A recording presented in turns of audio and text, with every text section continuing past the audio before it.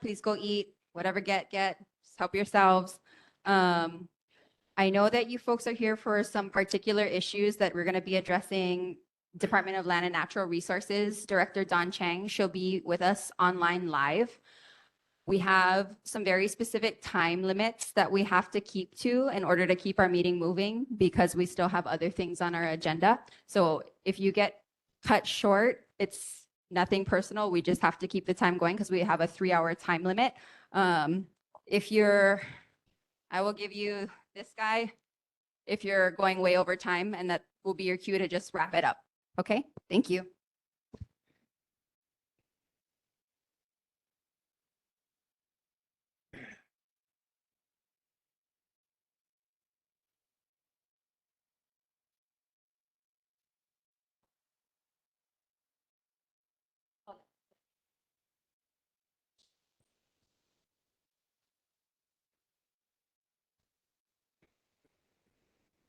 Okay, calling the meeting to order. All right. We're going to start off with emergency responder monthly reports. We're going to start with the Honolulu Fire Department. Do we have HFD in person or online?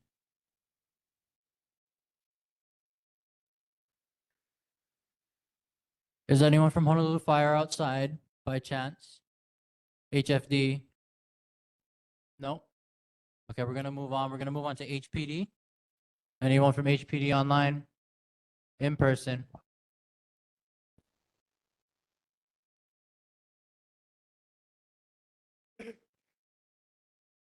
Okay, seeing none.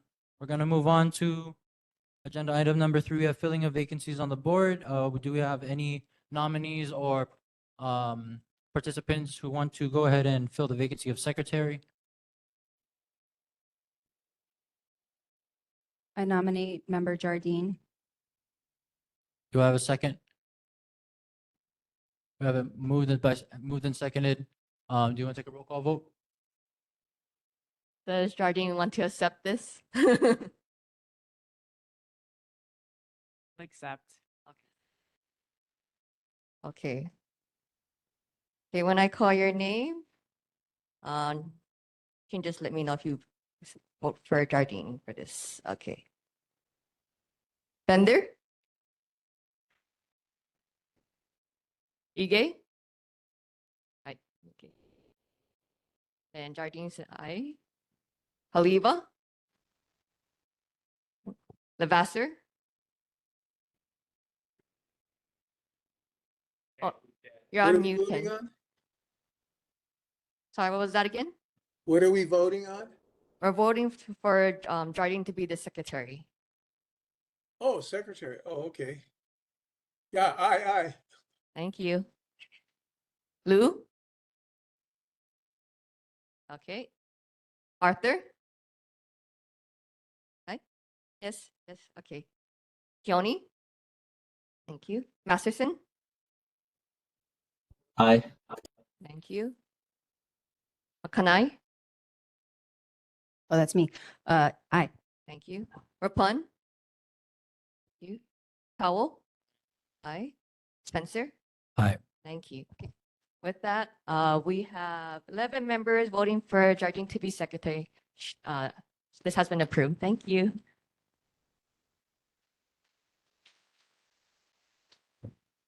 Malanui'i.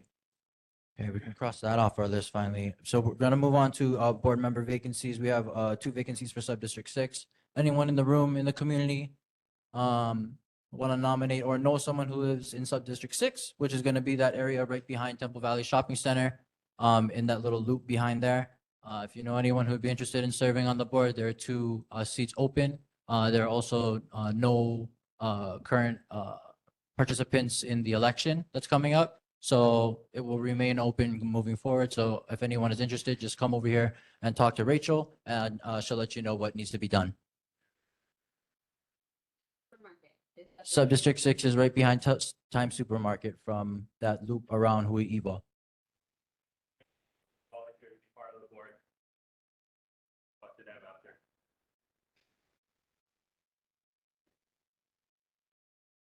Okay, go ahead. Chair, I move that we move item 6 on the agenda, residents' community concerns, up to item up to item 4 for this current meeting. So move. Do I have a second? We have a move in second. If there are no objections, I'm just gonna go ahead and proceed to residents and community concerns.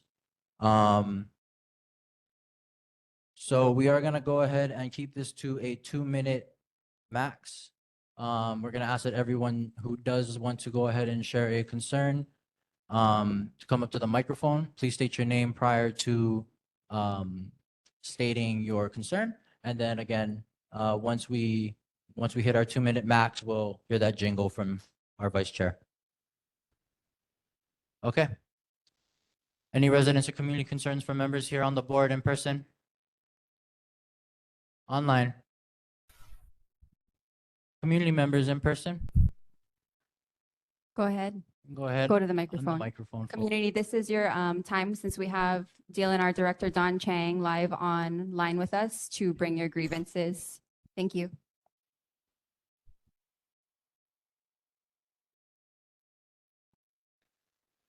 Aloha. My name is Anna Abbey. I am a Kaneohe Kahalu'u resident, born and raised here since 1962. I was the former board member of the Kaneohe Cultural Foundation that supports the Kaneohe Canoe Club, located at the Hi'iakea Pier. I am presently an active member of the Kaneohe Canoe Club and have paddled before this club off and on for 20 plus years. The Kaneohe Canoe Club has been a landmark for over 50 years, located at the entrance of the Hi'iakea Pier, serving thousands of keiki to kupuna paddlers and community residents with canoe races, funeral ash scattering, and other cultural and community-related activities in the Bay. Of importance, Kaneohe Canoe Club and its location has existed for over 50 years and can be considered historic, especially when evaluated in the context of the National Register of Historic Places. The 50-year rule is a key factor in determining a property's eligibility for this historical recognition, and we intend to seek this recognition with the community's support. Today, I request your assistance in preserving the Kaneohe Canoe Club and location from destruction. For the past 6 months, the club has received over 25 in-person visits and written notices and warnings from DOBAR and DLNR for the following. 1, parking. 2, blocking entrance into out of the ramp area. 3, fence repairs without permit and order to be removed. Fence was damaged due to a vehicle collision and emergency repairs were made in an effort to protect paddlers and canoes within the hale. Per DPP, fence construction under 6 feet do not require a permit. The club members removed the fence because of this notice, and now we have no protection. Water shut off because of no permitting. The water line has been in existence for 50 years. What happens if there's a fire? Sorry, I have to continue. Keiki and adult exercising were confronted by DLNR at Hi'i'a State Park, Ulumau, ordered to vacate the premises, not allowed to walk, run without a permit. Ordered to remove all canoes from the storage area at Hi'i'a State Park, Ulumau. Later discovered that a letter was forged by an unknown person advising that the club no longer needed the storage space. Please note that prior to these in-person visits and notices, the club was never faced with these threats and were able to work them out amicably. It appears the sudden aggressive actions taken by the state and or city departments may be driven by individuals in these departments to force the canoe club to shut down or to move. So we ask, why are they doing this? Is this for personal gain, retaliation? Is there an entity that wants this location for their club or commercial use? What is the underlying motive for this action? Within the past 10 years, there has been a tremendous increase of recreational and commercial, I'm sorry, I've taken up some space time for everybody that, I might have to, take their time too. Commercial paddlers, kayakers, I diving believe we boaters, still should. launching from the area of the Kaneohe Canoe Club. I'm just going to go fast forward.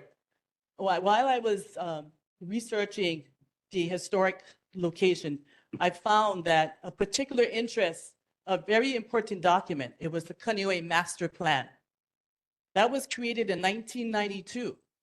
prepared by the Kaneohe Master Plan Task Force for the State of Hawaii, Office of State Planning.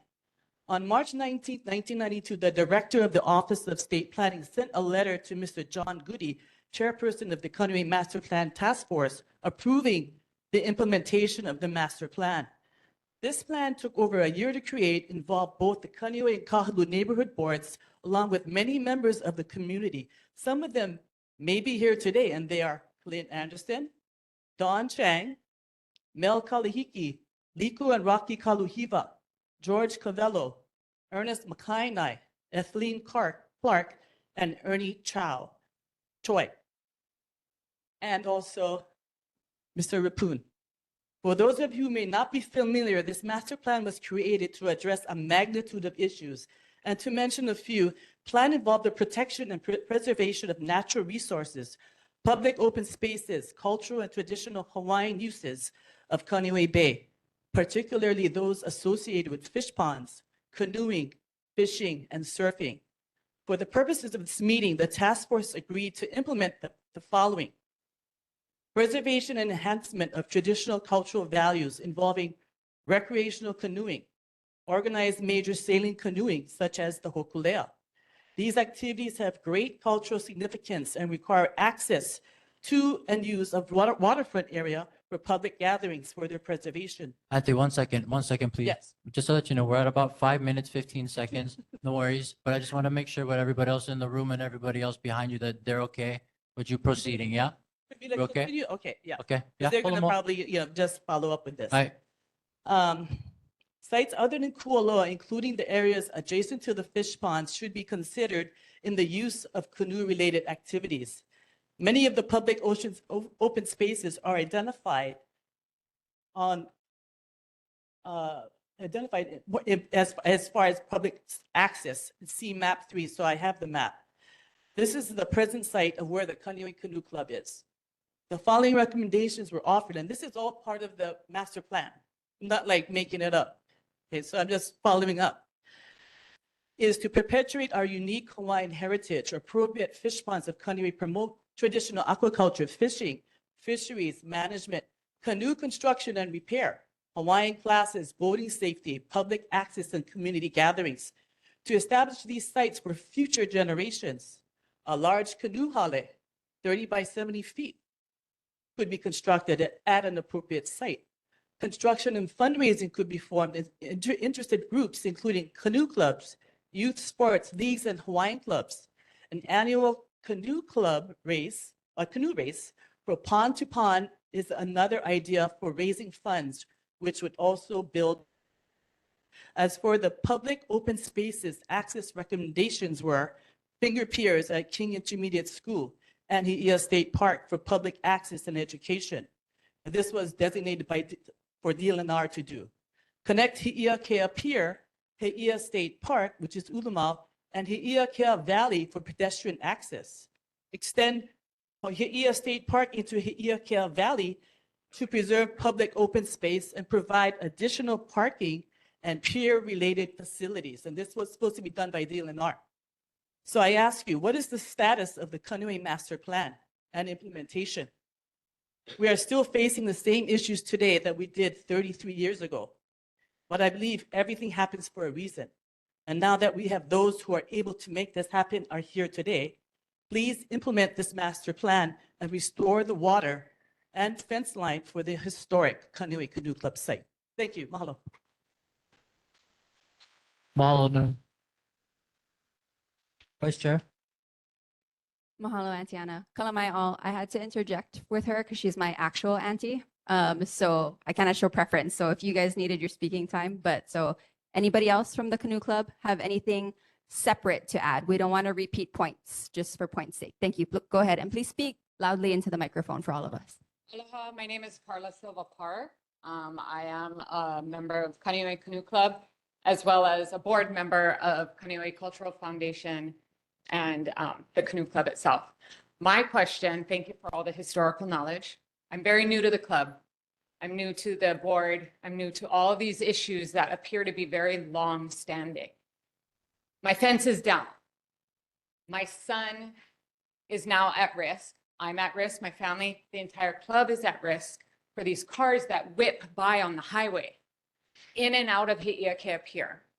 We complied when we finally got a copy of our permit yesterday after asking from April. Okay. I want to know when the fence is going back up because it needs to be done quickly. It needs to be done efficiently. And I want to know when our water is going to be restored because right now, I don't even like my son coming out of the bay. I grew up on this bay, but it's pilau. My son needs to be able to wash off. Every kid, every kupuna needs to be able to wash off. We're being told we're going to be charged for this water because it's an illegal line. If it's going to be our line, I want to know how we're going to be assured that nobody else has access to it so nobody else can abuse it. Right now, boats get to wash off. They're not even necessarily moored, right? They come in, they go out on the bay, they come out, they wash it. They're not all licensed either. That's the reality of it. So who's going to pay for this? It's a health and safety issue for all of our kids, for all of our members. Along the highway, we've asked for a guardrail since 2004, and it's not there. I want to know when DLNR, DOBOR is going to fix our fence, put safety measures in place, and reinstate our water. Thank you.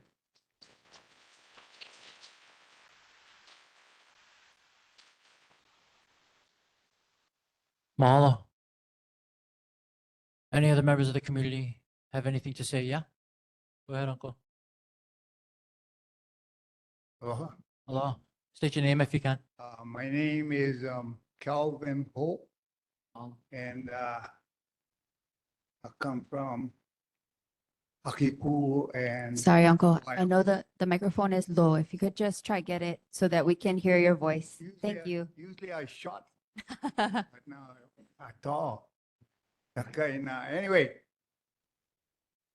I just want to speak in favor of the things that the Anderson family have been doing with the canoe club.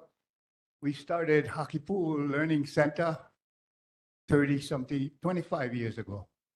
And the canoe club allowed our school to have a team using their canoes. And that was fantastic. And, you know, still yet, this canoe club still helping with our community community activities. For instance, the 50th anniversary of Hokulea at Hakipu and Kualoa Park, their canoes were used to have people go out to Hokulea and other canoes that were there. And we have an annual Hakipu Kualoa canoe festival, and they're always there to help us move people from the shore to the canoes and also to paddle.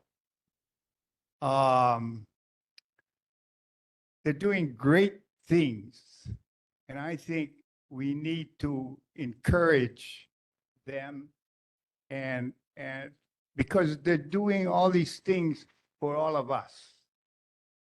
You know, it was my dream when I came home from college, Minnesota. I came home and I wanted us to have canoes because in 1970, no more too much canoes. But these guys had canoes and they just gave us 3 canoes for our school. And so we can paddle out to,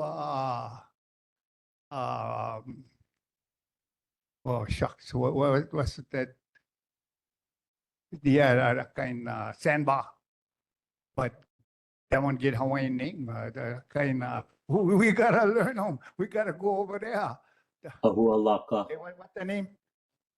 Kahualaka, uncle. Laka. Kahualaka. And even go to Coconut Island, Mokuloy, yeah? That's Mokuloy. And we can just jump on the canoe and paddle out over there because we get canoes now. That's a dream. Mahalo ko. Anyway, Pop, Appreciate and, it. and thank you for listening. Of course. Thank you, Kaneohe Canoe Club.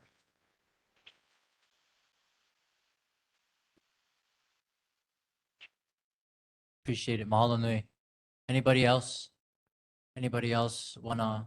Yeah, go ahead, brother. State your name. Jose, my name is Daniel Staccato. I'm from Kahalu'u. I'm also a part of Kaneohe Canoe Club. Been longtime friends with Coach Keone. I have a stepdaughter. Before she went to paddling, she never really had friends. We took her there a year, 2 years ago. This is her second year. And she opened up and started having, more friends than just cousins. So now she gets friends today. This is also a place like I'm a recovering addict, yeah. And it's like one refuge to me. I go there for let go after having a long day or a bad day. And to see this place go down, the thing hurt. I never like getting involved, but now I like getting involved because I like stand up for the kiki. I like stand up for my kid. It's not even my real daughter, but that's my real daughter to me. You know, all these, my nephews, my nieces, when they see them sad, that make me sad. You know, and honestly, nothing wrong with it. Honestly, nothing wrong with this club. This place is all ohana, all good vibes. We all get along. We all treat each other well. So I think that we should get what we're asking for. That's all I got to say. Thank you.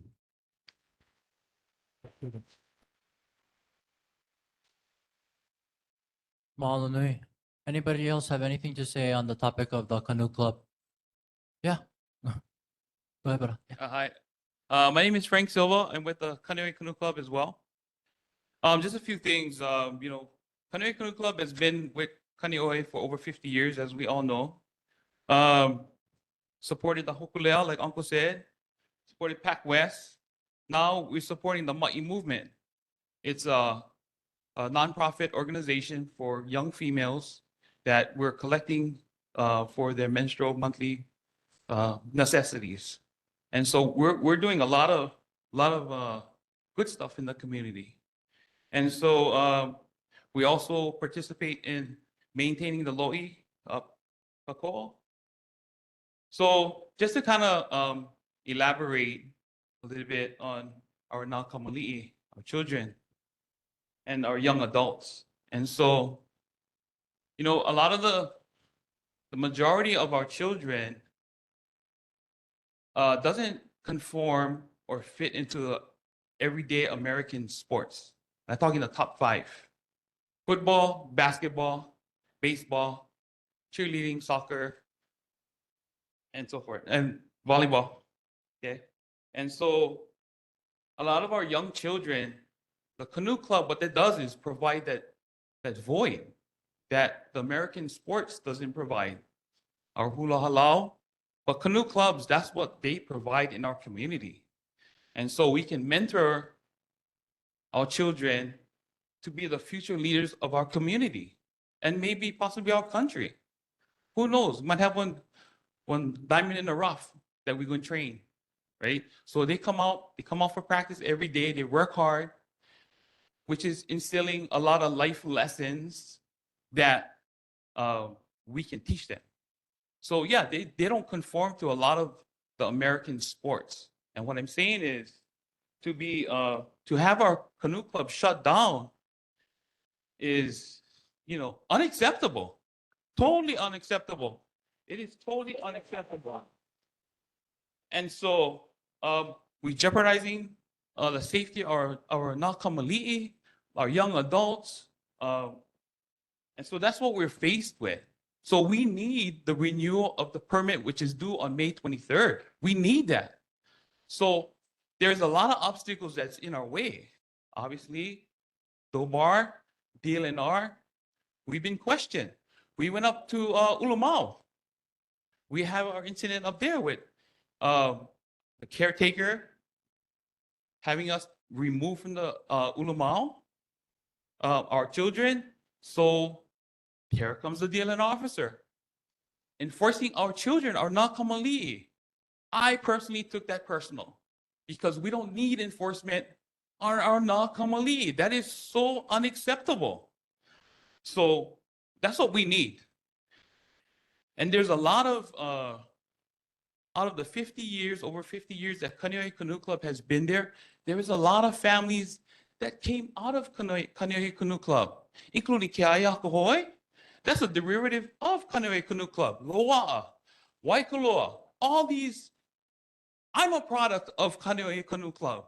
So is the senator. So is his whole family.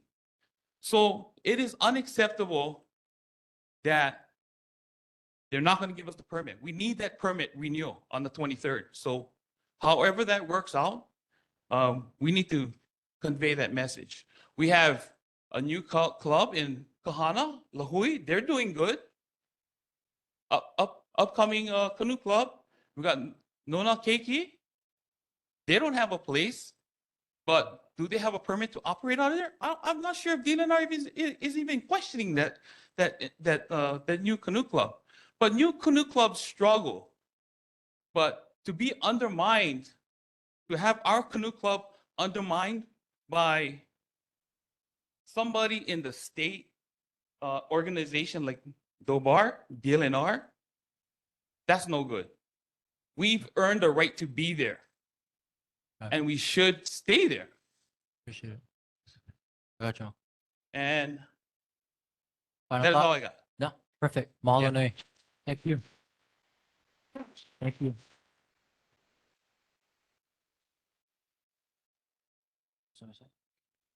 I just want to remind everyone here that we are not DOPAR and DLNR. We are your volunteer community representatives putting you in touch with DLNR and DOPAR. Okay. Yes, they are. Yes, they are. They are getting the message. They got So- the message last month, and that is why they are here right now. And so also, I'm really glad to see this packed room. I hope you all come back next month too. Okay. One more thing, before we move on to, because we're gonna allow Chair Cheng to respond to whatever was said regarding the Kaneohe Canoe Club. Is there anyone else that has anything to say regarding the Kaneohe Canoe Club that wasn't already said? One, and then two, brother. Okay. And then three. Okay, 1, 2, 3. Okay, go ahead. Yeah, state your name. Hello, my name is Samantha Price, and I just want to say, I currently paddle with Kaneohe Canoe Club. It's been like 20, 25 years since I last paddled with them. And this is just in regard to the fence that was removed and the water being shut off. Back then, 20, 25 years ago, when I paddled before, I don't remember if there was a fence there or not, but there was water there. And for this whole time, it was never an issue. When I came back and started paddling with them again, the fence was broken down, rusty. It in itself is a hazard. The club decided to replace it and make it safer, okay? The water is there to wash down the canoes, to wash ourselves down. The public uses it to wash all their OC1s down as they come out of there. It's a safety issue to have it. Taking the water out, taking the fence out is in direct contradiction to whatever policies or rules you have, DLNR, that they say we're not complying with. We are trying to make it safer. Removing the fence, taking away the water makes it unsafe. It just doesn't make sense. Thank you. Mahalo nui. Appreciate it. You wanted to go? Was it you? Quick question, Chair. Do we as members get to respond before DLNR or get to show support otherwise? I'm sorry. Are the board members get to respond prior or after DLNR's response? Or do we get to We're- support in some way? Or Yeah. can We'll we- allow comments. We'll allow comments right after Chair Cheng's response. Okay, thank you. Yep, no worries. Okay, go ahead, Andy. Mahalo. Mahalo. I'm here for support of our canoe club. My son also paddles for Kahana. State your name. I'm Lele Hualani Kane, Waihole Valley. It hurts my heart to hear that our keiki are being targeted by the state of Hawaii and taking away a very valuable resource, the health of our well-being, our cultural connection, our identity. The state is responsible for our native Hawaiian people as well as all the rest of us that's here. I want to know who gave them notice to take away the access and vehicle of public water. How dare Aole no? You cannot do that. Water is free for our people. The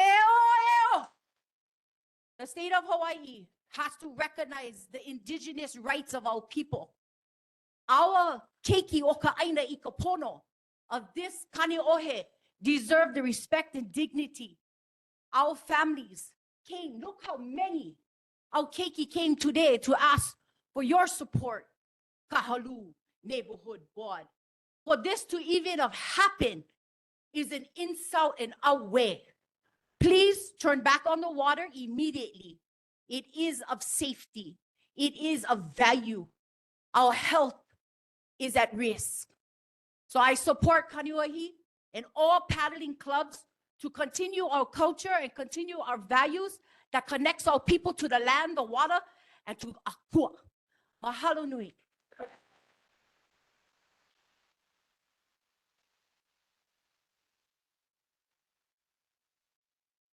Mahalo. Hi, everybody. Yeah. As you all know me, I'm Rhonda Lynch from Pakole. I am here because I thought it was about the fence, and my whole concern for the canoe club is safety. Whether it's state or city, being that it's right there, city runs the street, state runs the pier, it doesn't matter to me. To me, it's the safety of the club, the fence. I am a third generation of Kaneohe Canoe Club. My grandmother, Verna Kayapa Owa, was one of the founders. Her, along with my uncle Sam Kayapo, Jack Kanashiro, Gladys Hauki, formed this for me, for the kids of Kaneohe. Castle High School, I paddled at the site, but it was a club under Castle High School under Stan Dixon, who now coaches Kiahiakuhoi. I'm kind of concerned. Are we here for the fence or we're here because they're shutting down the canoe club? What's going on? Starting with the fence, the water became a new issue that just recently developed. Okay, well, the Kaneohe Canoe Club has been there over 50 plus years. Oh, And yeah. I'm shaking. I'm so nervous. But I came because of my grandmother. Yeah, yeah. She formed this canoe club. And go outside and look. There's kids, there's kupunas. Sun is out there. Exactly. We all was raised. I'm a pier rat. I was raised at the pier. That's where I found my sanctity, where it saved me, was paddling. My cousin Clint is the coach there. I know there's issues between GLNR and Kaneohe Canoe Club, which doesn't concern me. My concern is the life of the canoe club and the safety of the people in that hale that was built by my family. And that's all I'm here to mark that the fence gotta go back fast and soon. I found out about this at the meeting with the mayor when Frank Silva went up and brought this to our attention, which I had no idea. Every day I drive past that pier, I've seen many of accidents. And now that it's 2025, yes, it did change. The whole community changed. There's more people, more congestion. But we gotta share everything. And you guys cannot close down Kaneohe Canoe Club. You guys just cannot. I will fight to save that club that my grandmother made. And that's all I gotta say. Thank you. Peace be with you guys. And we will win. We will win. Kaneohe Canoe Club will live. Mahalo nui. Okay, I think that was the last speaker regarding Kaneohe Canoe Club. Anybody else? Yeah? Go ahead, Uncle. I normally not want to talk, but I was around in 1973 when they first opened up our canoe club. Uncle Freeman Allen was our head coach, our first head coach. They dedicated 2 canoes in 1973, on the beginning of the voyage of canoeing. The first canoe, we had two bars named Kapuo Okekai, who would be named after Uncle Arthur Allen, who got lost at sea. As much as my Hanai dad, I was his Hanai son, the Kahiapo Ohana, with my cousins who I grew up with, all the Kahiapos, throughout my whole life. I left the club. I never start. I started with the club, was named after I got pictures from way back in 1973 with my grandma Kahiapo, my Auntie Verna, Auntie Haga, Auntie Momi Mendez. You know, we was all there, Uncle Sam Kahiapo, and you know, fortunately our, you know, uncle never come home from the fishing. Him and uncle went go fishing Holo Holo. They worked for the state of Spiro. Never did come home. I continued paddling for a very long time. I took some breaks in between and returned back and forth. Okay, I'm back, and foresee something goes on within a week. Just because somebody took picture of everybody said about the fence and the safety and all that. That's cool. But even the water, you know, when Mike McCartney, he used to be something, he put in that water line over there. He fixed that wall over there when I was growing up. He did that. Wasn't us. Mike McCartney did that. And he's still here with us, you know. Bob Nakata, all these guys was great people who was following and continued what we're doing right now. You know, we had a lot of help with Mr. Rapone here, with the Canoe Club, the Va'as, with Minami Foundation. We did so much. We did, even Auntie Rocky Kalahiva, when Uncle Jerry passed, we took our Culture Foundation boat and went out there and had the keamas all on top. And took them out over there and blessed Uncle with, you know, his kind, you know, rest in peace. We do nothing. People call from the mainland coming down and emailing us that they like put their loved ones out in the Va'a, out in the ocean. Yeah.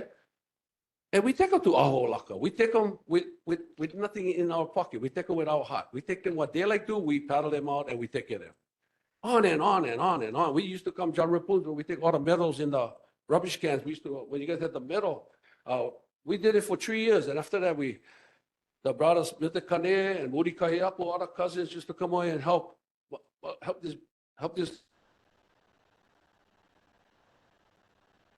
Mr. Machado over here, that was head coach. You know, majority of these guys that I know already, I coached them, you know. I'm not a dinosaur. I'm just a person who wants to be part of this community and be partner with everybody. You know, Malama, what we believe in, yes, our high water is coming up. You know, one day we're going to be charged from Dobor because they're going to say because we stay in the ocean. But we can put floaters underneath, so we like start now, you know, so we lift up our VAR. So the grandfather clause don't even work today. Grandfather clause is out. The fence was there how many years? Everything was there how many years, but they don't know what we do when we try to teach. Sailing canoe, Bonnie Kapia used to help us out with, you know, programs. And it comes out of our time. I love energy. And I don't do that because I just do that because that's the way I'm supposed to do it. You know, just what's told for doing. You do it because that's how you feel. You know, I did my share working with the county 44 years. Now I retired. I'm back here coaching with my family over here. And all the rest of this ohana inside here. We came in a manner of respect.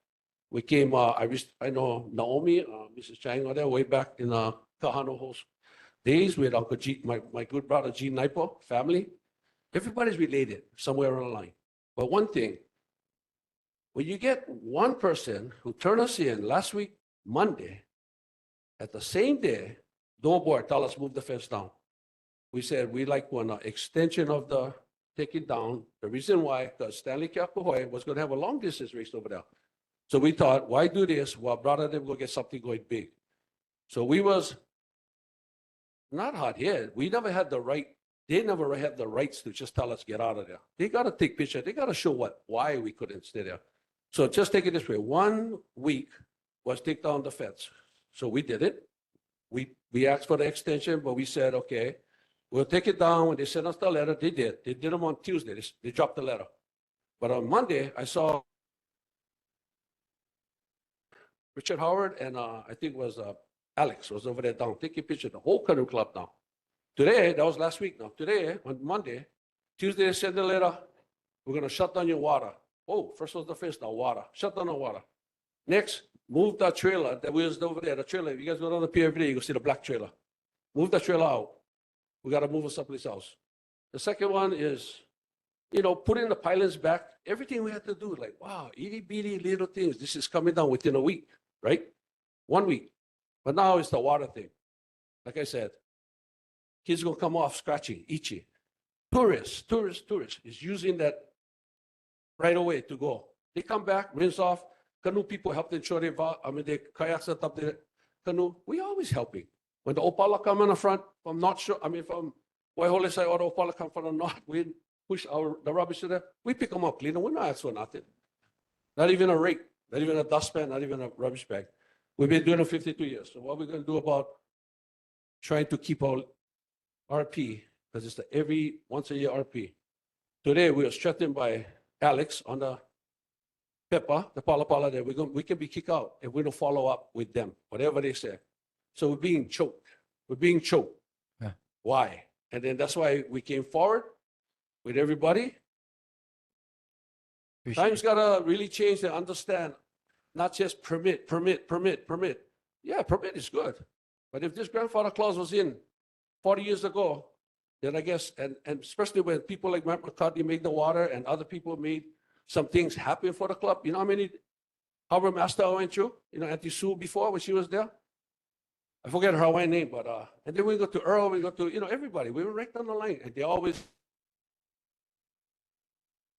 do that. It's okay, as long as we do it the right way, the proper way. Okay. And that's what we're doing. Appreciate it. Continue teaching everybody, okay? So Yeah. that's all I have to say, guys. No, thank you very much. Thank you very much. Okay, Came all the way from Waianae just real fast. of course. I paddled Nabahini Kikai, 1979. Coach Anderson, besides my ex-boyfriend, was the coach at the time. But anyway, my stepson came up here, Danny Roy. That is my daughter, Derica. My son was 2 months in me, and I had somebody else shishi for me. She was a Kaluhiba. Those two boys is 45 today. I'm gonna be 69. I came all the way from Waianae to tell everybody, stop already. Malamara aina, malamara ohana, and your pala no be nothing. Honor the ladies that is not here today that was on that canoe with me, please. Mahalo. Mahalo, man.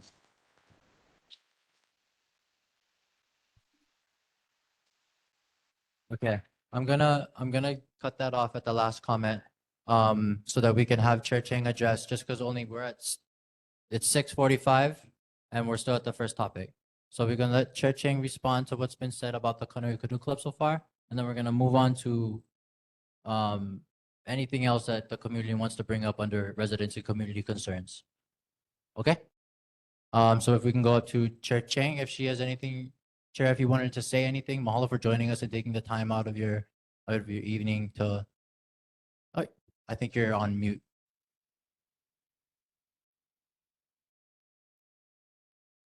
Can you pin her? Parker, Give us 1 second. can you put it on full screen? Yeah, we're trying to get that set up. Right there. Yeah. Board members, while we're figuring this out, I just want to remind you not to interject because we have Chair Chang here to address Kaneohe Canoe Club's concerns. Kaneohe Canoe Club, while we're getting this set up, if there's action you want us as a board to take to support you, now is the time to quietly talk on what you want that to look like. Okay, Chair, go ahead. We can see you. If you could just unmute yourself.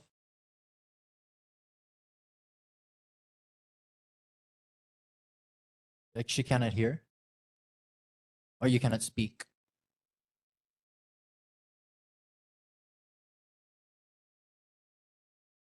Oh, I think, yeah.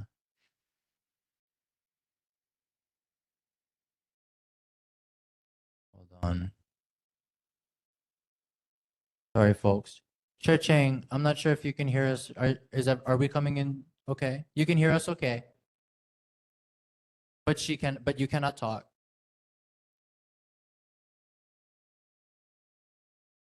Can you give me a thumbs up if you can hear me?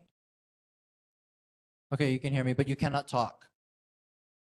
Okay, yeah, so she cannot respond. Okay. If you want to try and sign off and sign back on, unless you have things going on around you. No, but we can go ahead and, yeah. Want to take a quick recess? Yeah, we'll take a quick recess and I'll allow Chair Chang to come back on. Give us 1 second.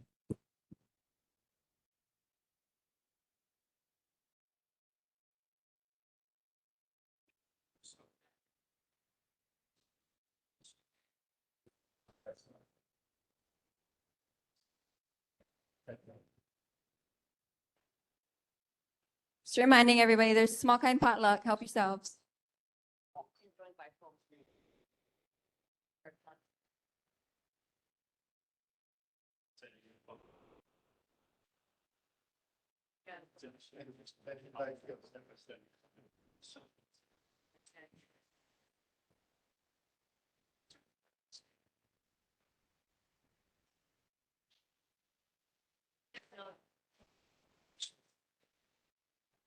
I know.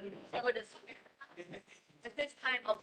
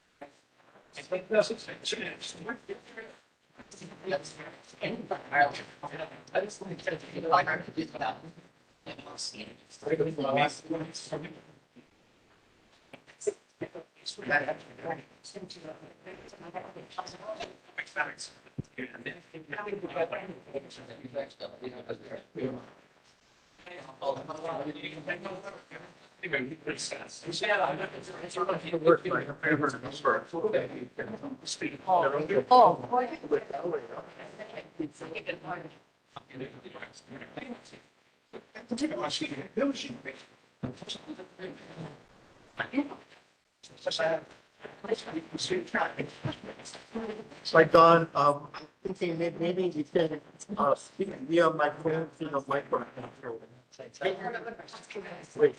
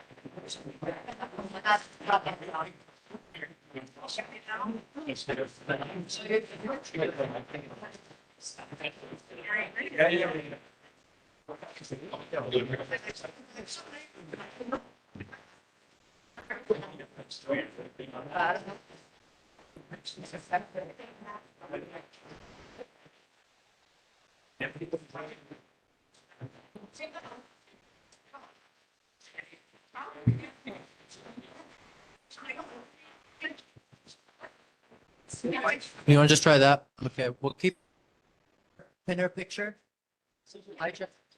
Hi, Jeff Chang, it's Parker. Hi, that's it. Yeah, so we can hear you like this. I'm gonna put you to my mic and then we're just gonna pin your screen so that you can, so that we can kind of like match. Can you? Hey, no shame. Everybody eat, because otherwise I have to pack it up and take it home. Go eat. I'm gonna put her. Yeah, this will work. Yeah, easy. And appreciate. No, easy. My daughter. Okay, yeah, give me 1 second. I'm gonna call. Yeah, I'm gonna call him back into order and then I'll let everybody know. I'll let you know when. Okay, everybody. Thank you, everybody. So we're gonna go ahead and call everyone back to order. Call the meeting back to order. We do have Chair Chang. We are having some still having that audio difficulty. But so Chair Chang is that bottom left tile over there, right there on the screen. What I'm gonna do, we have her on the phone. We're gonna reach on speaker so that we can still get everything addressed. Okay? So if we could just have the room try be as quiet as we can, we'll allow Chair Chang to respond to everyone's thoughts about Kahalu'u Club. Okay. Okay, Chair, mahalo nui. Go ahead. Okay, thank you very much. I apologize that I could not be there in person.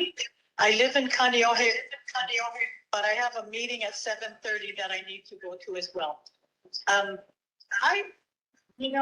family, we're the Ho'okanus, the Kalahikis, the Youngs, McCabe's. So I have a very long time connection to Kahalu'u and Kaneohe. And I am sorry, I don't know where this question about shutting the canoe club down. I'm not aware of that. But let me try to address the questions related to the fence and the water. Okay? So first, with respect to the fence, the permit to Kaneohe Cultural Foundation, there is no permit that's been issued to the Kaneohe Canoe Club. Okay, so that's number one. And the specific terms of the permit, one, and I'm sorry if it sounds very technical, but the permit says the permittee shall ensure that the public continue to have access along the shoreline, and it prohibits fencing or any action that prohibits access. There's also another provision that says no major improvements, including fences, may be installed without prior consent from the Board of Land and Natural Resources. And no request has been made to the board. I'm not saying that a fence cannot be put up, but you need to go through the process. And the process requires that you put in a request and you go to the land board. Okay? We also got confirmation from DPP, who said that they did not give any permission to construct a fence on the right of way. And normally, Bar is not going to go out and just, independently raise these concerns. So I think some of you may have mentioned this already, but we received complaints. I have an email dated May 5th, 2025. And it says that over the weekend, Bar received a report concerning unauthorized activity within the area covered by a revocable permit. Specifically, it brought to our attention that there were holes dug for this, for the fence. I understand how dangerous this is because I drive that road going to church. So I know that as the water encroaches, but we do have a process. And the process requires that you need to get our permission before you do anything that the permit doesn't require. The issue regarding the water, so our concern, just like yours, is public health. And someone tapped into the water line, and that water line, what we're concerned about is that, so what I got an email that says the water line was tapped into before the backfall preventer, potential contamination of potable water supply and other plumbing and health code violations. But it also says Bar is committed to working collaboratively with KCF to reach a resolution that is both acceptable and compliant. We recognize the utility of providing shower facilities to the canoe club members, so long as the installation is done properly, including plan, a licensed professional, and for proper connection to the existing water system. And two, that the removal of the existing unauthorized water line and reinstallation is compliant. So my bottom line is, we want to work with the KCF and the canoe club. I don't think we have any intentions to shut the canoe club down. I understand how significant the canoe club, my granddaughter paddles for the canoe clubs. Unfortunately, not Kaneohe, but I understand how important having these recreational resources available for our community. We also did have a concern about, I guess there were children running. I guess they were part of the Canoe Club Association. So my understanding is that we are going to issue them a permit. It does 5 people, and I think they were using the Haia State Park. So we're entering into a permit with them to make it authorized so that one is done in a safe condition. So I guess I wanna appeal to all of you. We're not interested in shutting down the Canoe Club. Like many of you have said, that has been a long time institution of Kaneohe.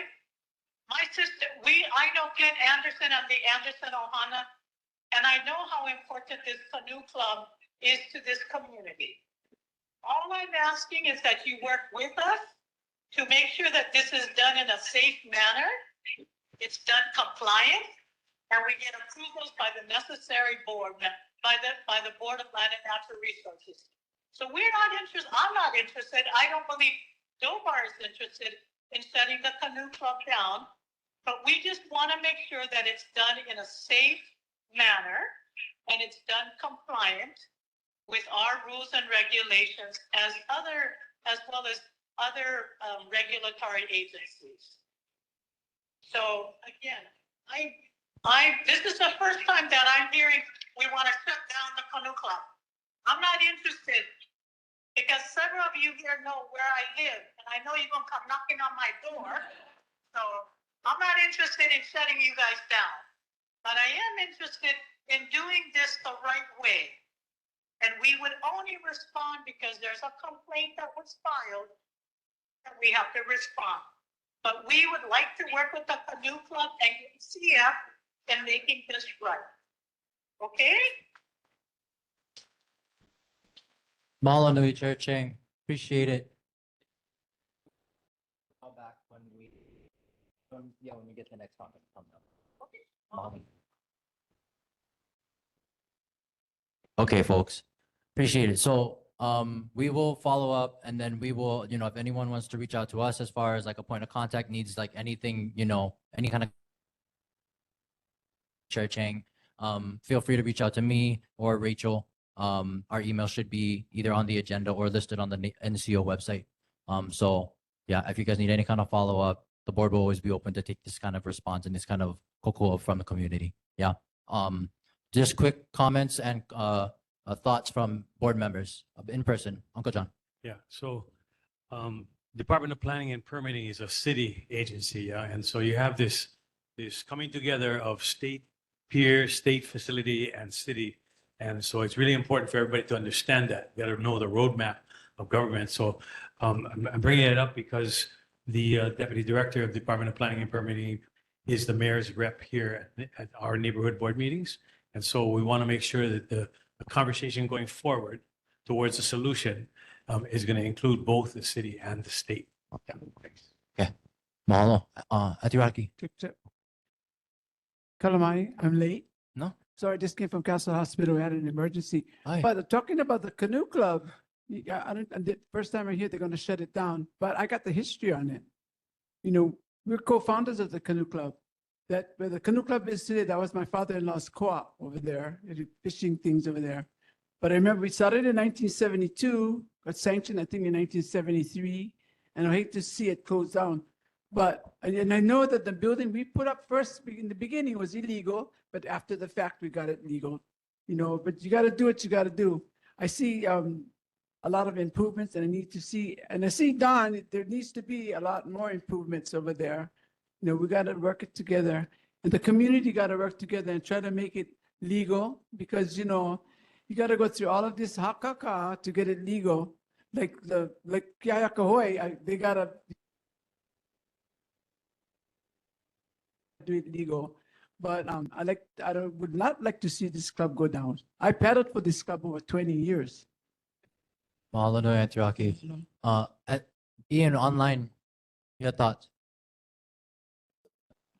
Thank you, Chair. Thank you for speaking, Don, and thank you to the Canoe Club. Yes, I also paddled for Coach Clint over a dozen years ago with Anna's husband, and he took us as novice B to states. That was a great part of my life. It's a super important place. If we take a look, like John said, at the governance there on the state side, we have Department of Land and Natural Resources, Division of Boating and Ocean Recreation is under that. And whether we're speaking of city and county parks and recreation or state parks, we could name, Ms. Kane mentioned Kahana State Park. We know that that state park supports canoe clubs there, as well as many of the city and county state parks have worked together to actually build the hale in a similar manner to what Anna was talking about. So I would have to go look around and think, and my mind is thinking of down at Sand Island. I'm not sure if that is a state or a city and county boat ramp and facility there, but there must be a precedent for canoe clubs getting supported by the state DLNR entities. And that's the question I have, is whether DOBOR, any of their facilities in particular, support canoe clubs like the city and county parks and the state parks that we're talking about. But really want to support that idea. I really appreciate Don's support. I think that one of the issues that wasn't addressed is this comment about water, charging for water. But we look at that safe and open ocean waters as being that first mandate in the for DOBOR, and want to see if we can get the water turned back on in the interim until the switch to in the pipes can be made. If something can happen quickly to allow the canoe club to continue, especially here at the beginning of the canoe paddling season. And yes, they just hosted, I was horrified to think, was the water off over the weekend when they hosted this long distance regatta? That's a question that I had. So can we take measures immediately, as fast as they took measures to shut the water off, to turn the water back on? And the one other thing is that while we're talking about support for this particular canoe club and this historic place, over 60 years since it was established, and the building Antirocky just spoke of, to go ahead and think forward, because Coach Clint's correct. During the king tides, I saw the boats floating. I was horrified. My first thought then was, what can we do as a community to shore up and support this very important place, as he said, that they've taken a Kuleana over, not only the place and the rubbish and cleaning, but also all the many visitors and locals who come by, who utilize that water and who access in and out of that small sand area there. It's super important. With regards to the fence, I don't believe that any sort of blocking of access rights in and out necessarily was the intention now or ever, but rather they still welcome people into that hale and into that area in their coming and going from Kaneohe Bay. So in consideration of that, yes, safety first. Thank you so much. Mahalo, Ian. We're gonna come back in person. Vice Chair, you have something to say? Yep. Sorry, Chair Chang, this is for you directly. So I think in all of that testimony, what Kaneohe Canoe Club, and correct me if I'm wrong, they just want to make sure that they are going to be able to extend their permit for the May 23rd meeting. They don't want that permit to be threatened and not be able to not be renewed while they're working on compliance. So there's that component. And then also line, I'm curious, are we aware who tapped into the water line? This is a random mystery person that tapped into the water line and therefore it was shut off? Or we're saying that the responsibility has passed on to Kaneohe Canoe Club? If you could clarify. I know you have no audio. If you could type the response in the chat and I could read it, I would appreciate that. Can you, can't do that either? Could you possibly text chair? Text chair Or the response for that? Or Chair, just kind of like make a note on that, and when we come back to you after our next topic, we'll just have you start off with that. Yeah. Keone. Yeah. So one of my questions is, so I paddled there when I was a kid, like 25 years ago. won like 5 state championships. That's right. Yeah, Julia, everything. You know what I mean? I was there. But the water was there. Like the water was there. The shower was there. That's down Barahale. All of that stuff was even with the fence was there. So like my question is like, how is it that this person or people who made these complaints had such reach to be able to get things happening so fast? I just want to know, like, normally things like that don't happen that quickly. So like that, I think that's like what the community also would like to know. Yeah, it took about 4 hours from the complaint to it being managed. And that's like a record time for civil service, in my opinion. I worked for the state and city, so like I know how we roll. But just curious. Okay, we do have Chair Chang back on the phone. So Chair Chang, if you wanted to go ahead and respond to that that question that Vice Chair posed. Yeah, no. So, what I will do, and I will personally work on this. So let me talk to Dobar tomorrow, and and I'll work with them on ensuring that the permit will continue pending the compliance. But I also club and KCF to work with us. So, as long as I will get back to them tomorrow, I'll work with our Dobar and have Alex and try to bring everybody together to try to see if we can find a path forward on this. We don't intend to try to disrupt you guys, but I also need to make sure that I'm working with my Dobar staff, and that we're trying to, we're working with you guys to make this right. So again, I will personally commit to working on this matter with Dobar and John Raccoon is right. We should try to get our DPP, our county agency, also coordinating with them so we're all on the same page. And we may need to get DOT involved because I think that's probably a state highway, Kamehameha Highway. No, it's city. Yeah. What's a city highway? Okay.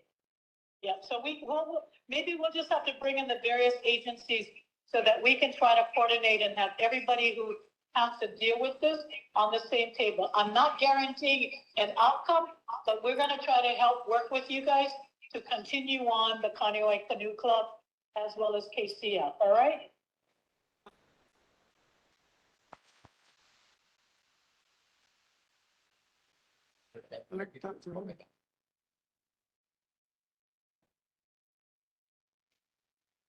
Okay. Okay. Auntie Rocky, this is gonna be the last comment before we move on to our next topic. Just only because any other DLNR related issues we want to bring up because Chair Chang has to go at 7:30 and it's 7:08. But Okay. Auntie Rocky. because I didn't see this on our agenda, from our regular agenda. Okay, but then since Don is on the phone, I want to know how come and I didn't even know we brought the subject up.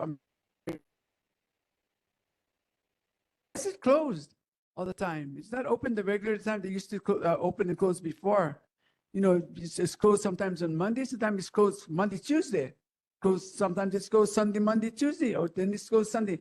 We can't keep guessing, whoever's got the least, they better get on it. And another thing, that water pipe the shower was put there by Governor Ariyoshi, and the pipe for the canoe club was given to us by Governor, he brought him in around McCartney. no, the next governor. But anyway, I want that the park to be open for the public. I see cars parked on the side on last Tuesday when it was locked. Thank you. Mahalo, of course. Okay. I think we had Ohana Kane in the room to bring up EV Kupuna issues. Yeah. Did we want to bring up any? Yeah. How's it, brother? Okay, Chair Chang. So shifting gears, we're moving from pier harbor issues to EV Kupuna issues. Okay, go ahead, brother. A lot of same issues. I'm Chief Nui Loa Kane, Kamara Apua of Waihole Waikane. And right now,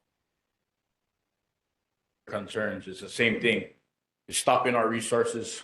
They're cutting off our access. It's the state. You guys are obligated to the native to do your job. And if you're not going to do your job, don't worry about it. We're going to do our job. but you cannot continue to stop who we are. Yeah. We came on this canoe. I come off the double hull canoe of Hawaii Loa, the first canoe. Know your genealogy, know where you are. These people here, do your job, because we got our job to do too. We're not going to deprive our children and our community, especially of the water resource. My last name is Kane for a reason. It's to give the water to all of us. In Waihole, they're taking our water. They're trying to build on our EV. They continue to do this practice, and it starts right here. This board right here, you guys are powerful, very powerful. Don't think you volunteer for a reason. It's all the reasons. We are the reasons. You represent us, you are a voice. We have a voice today, and we're speaking. Leave our water alone. Leave our children. Let them in Waihole. You're cutting our children off of a resource. The state is obligated to keep the peace, to keep the love, to keep this native blood, all of our friends and our neighbors are made up of the white man, the haole, 50% from the price, Kamawela. Helped create a lot of these laws in the state, a lot of it, fought for it. My mama, Kalai Loa, Mama Loa, Kalai Loa, 100% Hawaiian. So when I say Aole Haole, Aole Hawaiian, they both doing the same thing. Are you pono? Are you pono? Are you guys going to be pono with us? Are you going to stay on the table with us? You going to let us sit at the table? Or are you going to just plenty things happening in the back rooms? 4 hours, you said, yeah, run over there, go address one issue. Well, let's see you run over there and put one nice, beautiful fence up to protect our children, to go over there and keep that water on Mike McCarthy, put that in representative. They're doing what they need to do. They're doing what is right. Now back them. The rest of you guys sitting on the table, back this canoe club, back our EV, Mr. back Kane, who we are. sorry, I don't want to interrupt you, but we're going to move on from Kahalu'u Canoe Club. I know you folks had an issue specifically in Waihole regarding EV Kupuna. It's all the same. I know, but I want you to give Don Chang your direct testimony that you gave us last time so that she can get it, so that she can address it directly, because this is the person we invited for your issue specifically. For my Pacific issue, Yes, in yes. my Apua'a, Yes, thank you. is she the one I need to speak Yes, to? yes. She thank you. is? Yes. Well, the state of Hawaii is putting up fences and blocking us off from the access to our EV, to our water. HSFDC is stopping us, breaking the laws, yeah, using the white power, the white money. Racketeering is happening right in before our eyes. Some of the people that sit in this room is taking those dollars too. I'm not gonna say who, but we need you, yeah, Ho'okano, yeah, blood to blood. Come out your seat, come out your office, stand in front of us. Give us the opportunity to speak and speak to us clearly. Get off of this kind of modern world. We speak eye to eye, po'o to po'o. That's the message today, is we need to kanaka, imua kanaka. That's the message today. That's all I have to say, is let us continue to practice our culture, our customary rights, the Constitution of your state of Hawaii. Back us. We are the native blood. Let us be who we are. Let us continue to exist. Or if we have to resist to exist, then we will. If we have to shut down this whole entire side, then we're going. Our kids going to just paddle, going to paddle all the way. Because Waihole Canoe Club just started up too. And we're going to continue to make more clubs. And we don't need the permission. We need you to catch up with your paperwork. Issue the permit for life. This is historical. Come on, stop letting the time. We need to go home and make dinner for the keiki. Not show them the chaos. We don't need this. You just approve. Sorry, Mr. Kane, if you could give the address and the actual direct thing you wanted Chair to address. Yeah, Kapua Kea. It's Kapua Kea. If you look up and you go into the historic, Ms. Ho'okano, Kapua Kea, Grant 2874, Ka'opulupulu, he's the high priest. Yeah, he's up there. That's my blood. He's being desecrated as we speak. I need all eyes, all hands on deck. Let's go, Imua. Mahalo bara. Mahalo bara. Thank you. Anybody else in the room wanted to speak on Iwi Kupuna issues related to anything in our community, Waihole specifically, while Chair Cheng is online?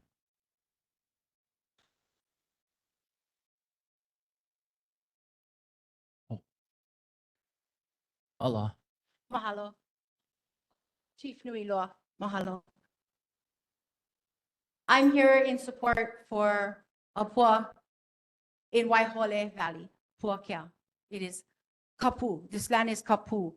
Hawaii Housing Finance Development Corporation has evicted our family from the lands. They told us we had a 55-year lease after we purchased the property in a foreclosure court case. They have not fulfilled to absolute title. So we had an agreement and we paid for it. When the negotiations came for Waihole Valley for the lease rent, we were paying 3 times what the other residents were paying.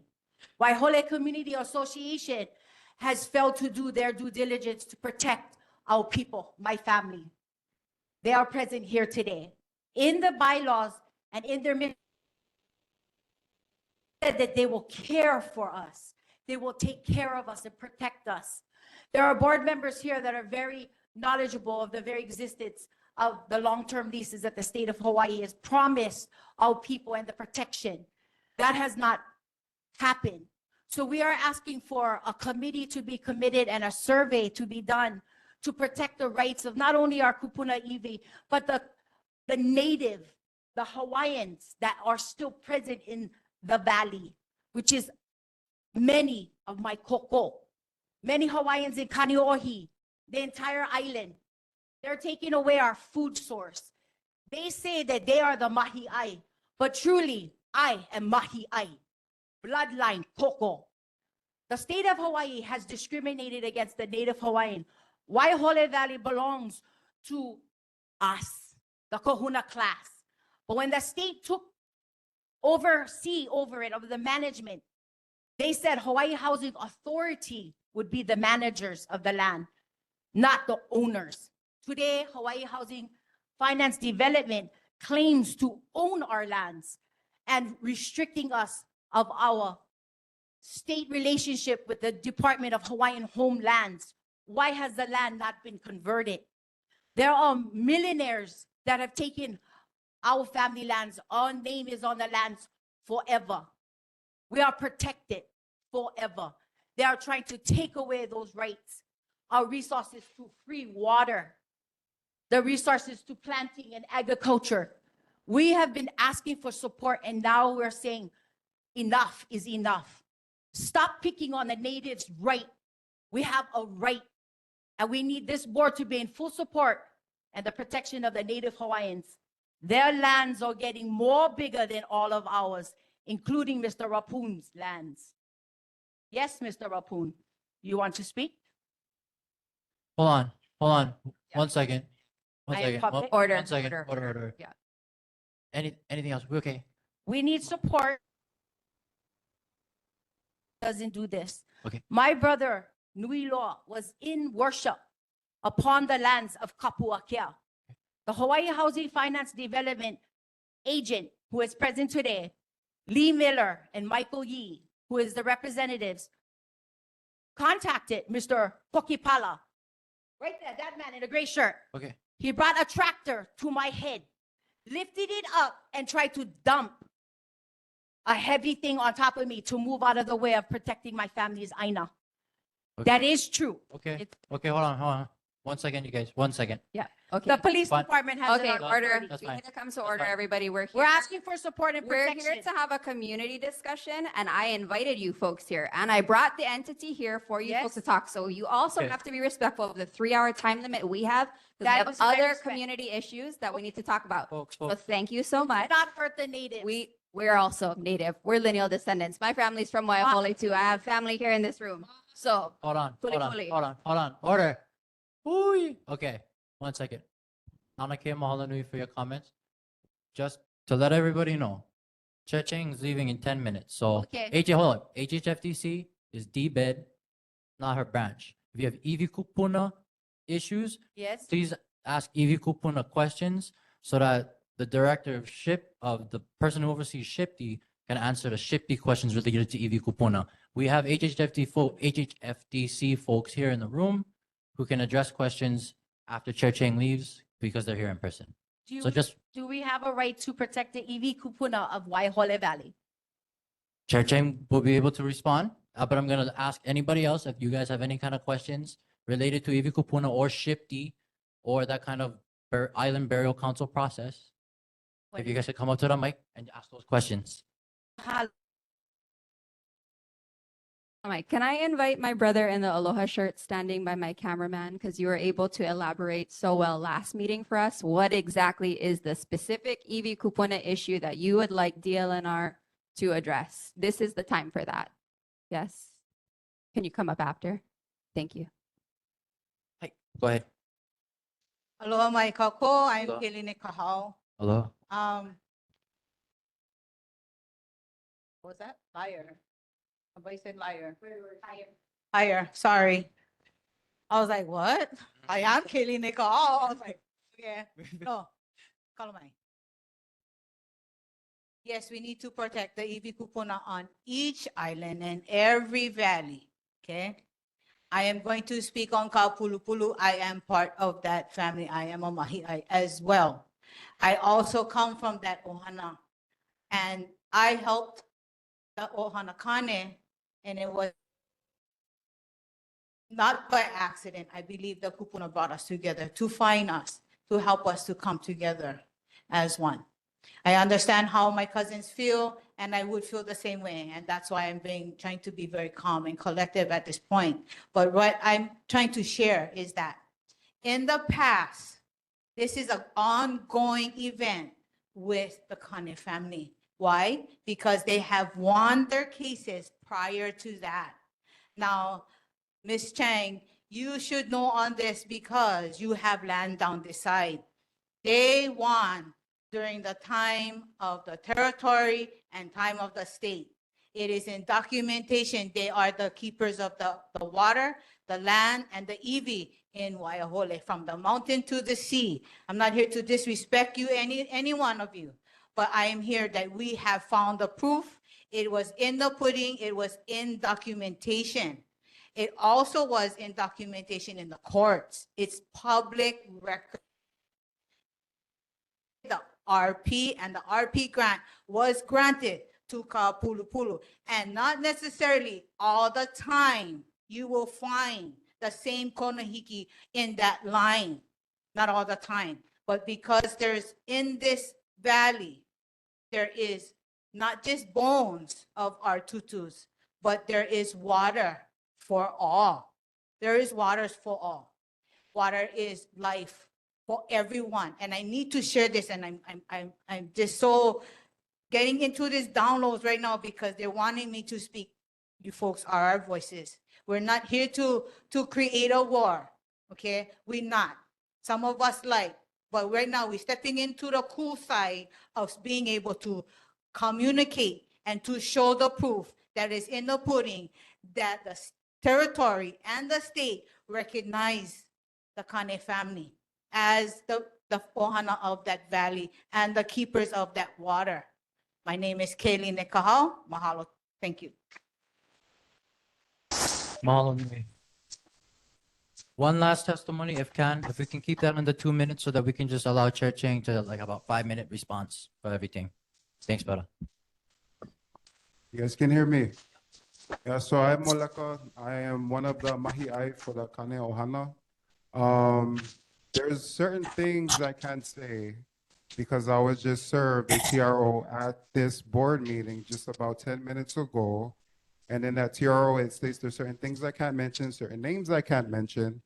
But what I do want to say is that there are iwi kupuna on the Aina. I want to ask the LNR or whoever if they can do the proper surveys to identify where these iwi kupunas are, get the name.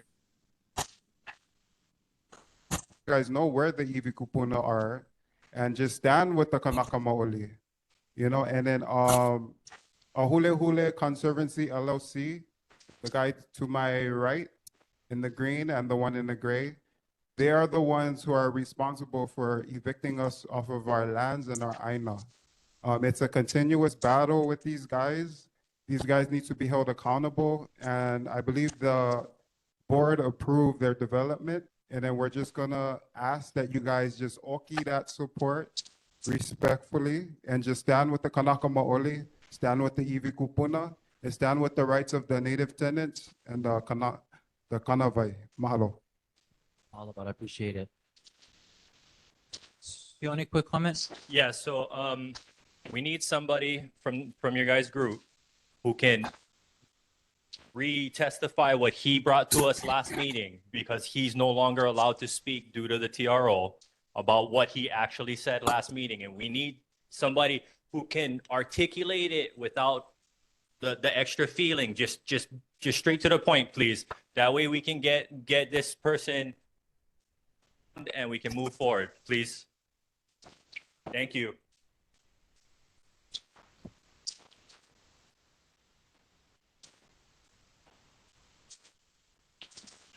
Right on. So basically, we just want to talk to. Exactly what you guys told us. Say it again. Okay, so. Clear and quick as possible. That way. we can Jared, get- Jared, Alright, excuse so- me, Jared, excuse me, Yes, Elijah. go ahead. That's on tape. This issue is not on the agenda. Your guys' beef is with DLNR. Go take it to DLNR.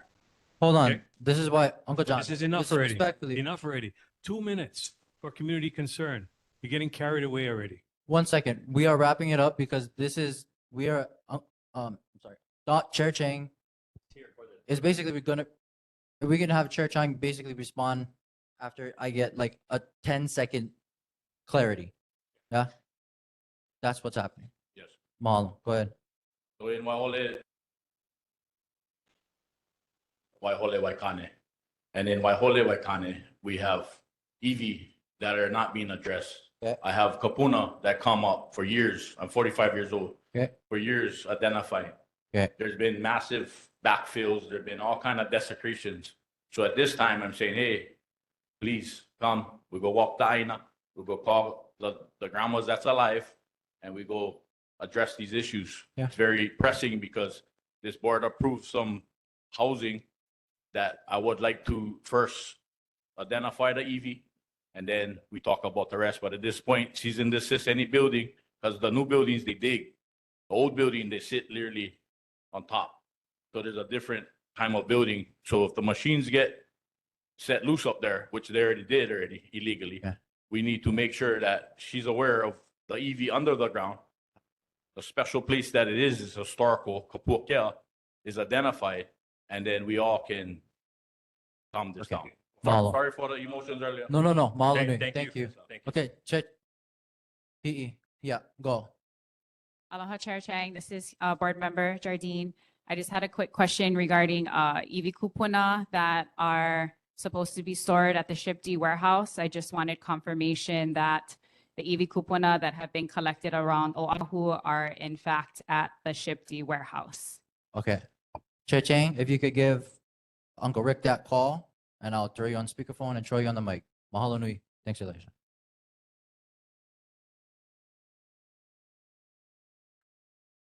Should be calling. There it is. Hi, Chair. Go ahead. You can hear me. You can hear me now. Yep. Okay, let me try to address the EV kupuna issue.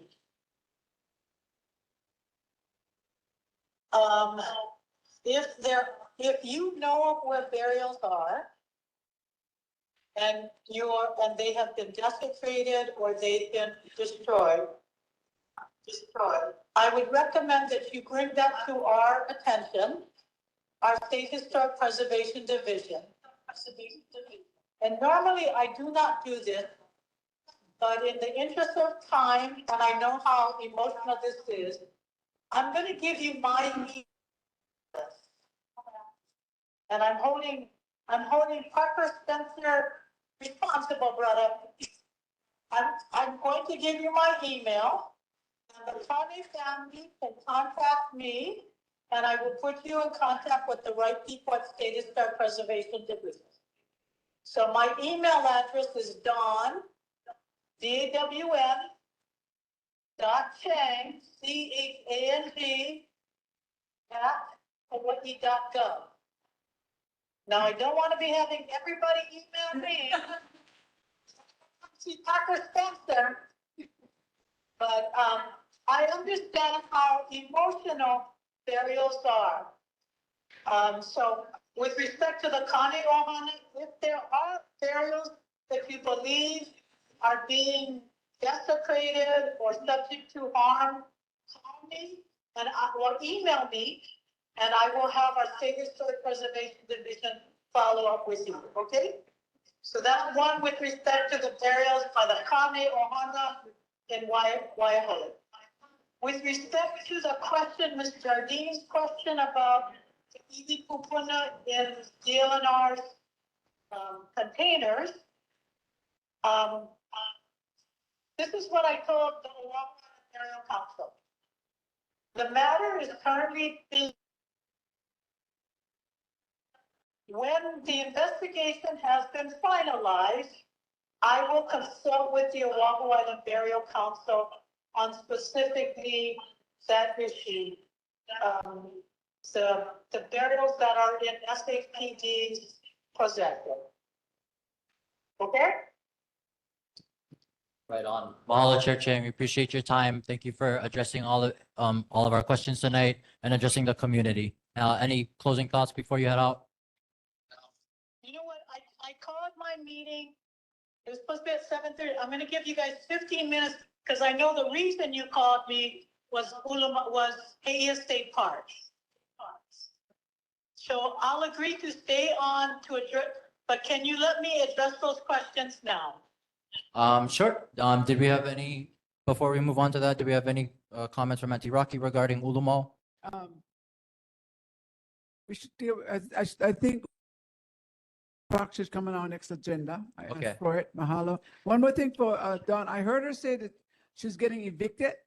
Can we talk story about, one thing I don't like is to see how people getting evicted. Should start talk with her, talk to her with, Okay. talk to the family so they What- not get evicted. Mahalo. Okay, so what we're gonna do is we're gonna let Chair Chang respond to the Heia comments that were made last meeting. I'll talk to you about agendizing it for next meeting. And then Chair Chang, go ahead with whatever you wanted to say. So let me first address this is my understanding. The first question was, the Ulama lease is currently held by Halal Nohono and is nearing expiration. The community is requesting that the lease not be renewed and instead be awarded to a steward from Kahalu'u. So that's the question that I received. So let me give you a response regarding our permitting process. The Heia State Park Banquet Hall is presently operated by Halal Nohono Hawaii on a limited basis of a right of entry, the finalization of a revocable permit. This was approved by the Board of Land and Natural Resources at its January 25th publicly noticed meeting. Halal Nohono Hawaii does not have a lease with DLNR.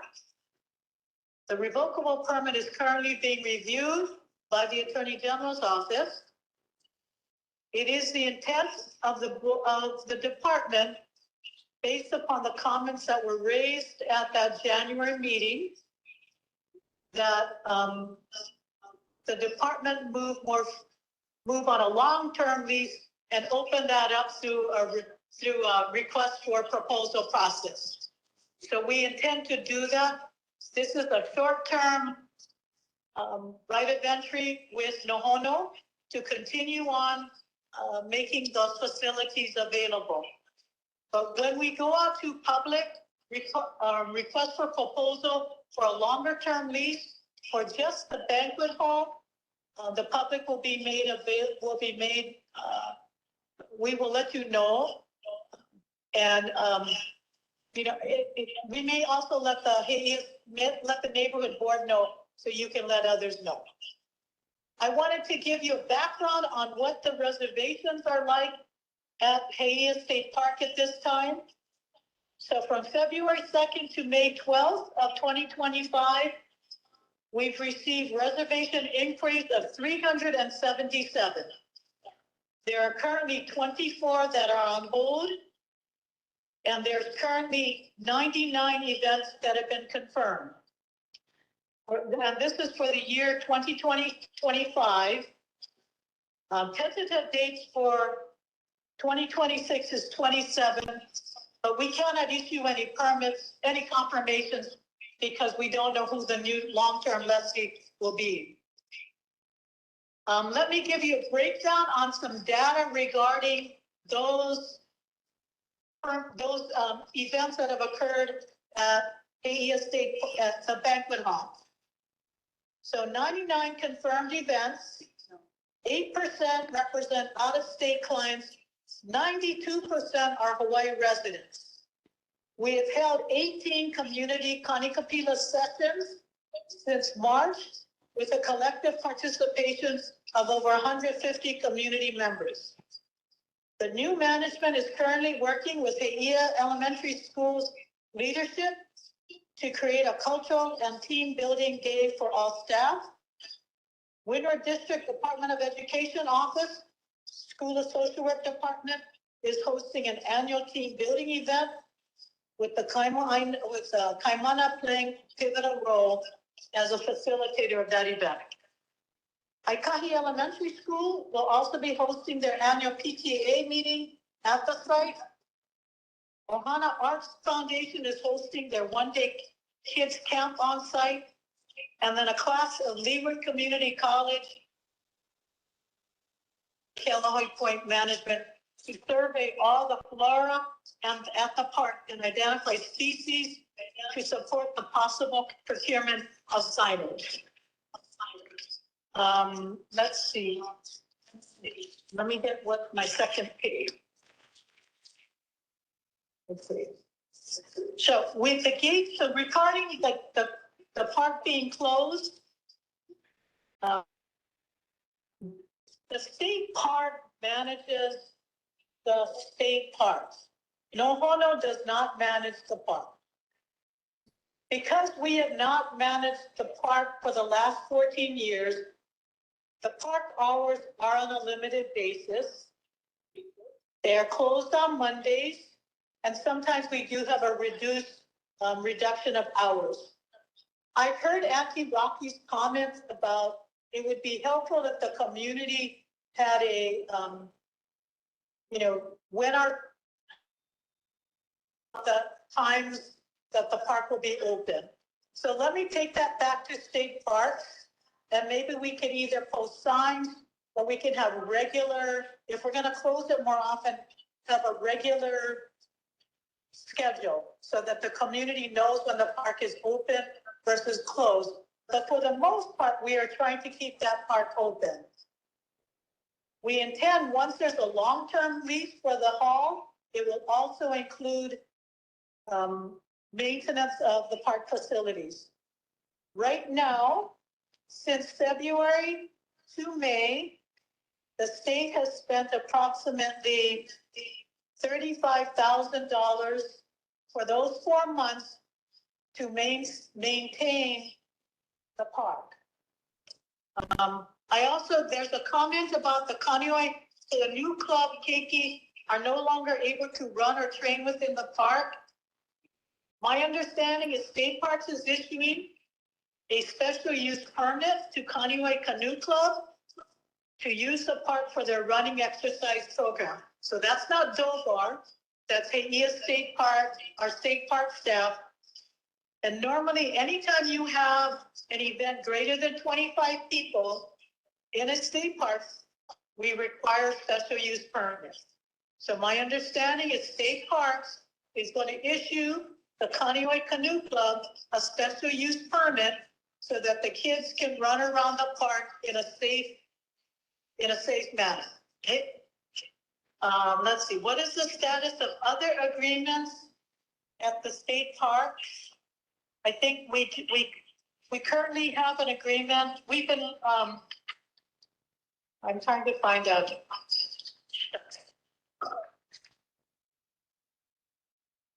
There is one with Uncle Bobby and the canoe. We renewed his agreement, so I think he has another 5-year agreement with us. to continue to operate there. So, no, we see Uncle Bobby as an important component. I do want to share with you that our Doe Care officers, we have a trailer at Haia State Park. So they actually have physical presence at the park. We've temporarily moved the trailer out there. So they're located in the front of the park. So they're trying to keep down unattended guests, let me put it that way. Okay, there was another question regarding Mackay Watts volunteers have reported challenges with the Marine Corps Base Hawaii vessels operating without clearly visible HA numbers, making enforcement and oversight difficult. So DOBAR confirmed with MCBH that all their vessels are registered and they will check to make sure that the HR numbers are properly displayed at all times. So those were the questions that I received from Senator Awa regarding the questions from last month's meeting that you wanted me to address at this month's meeting. Did I miss anything?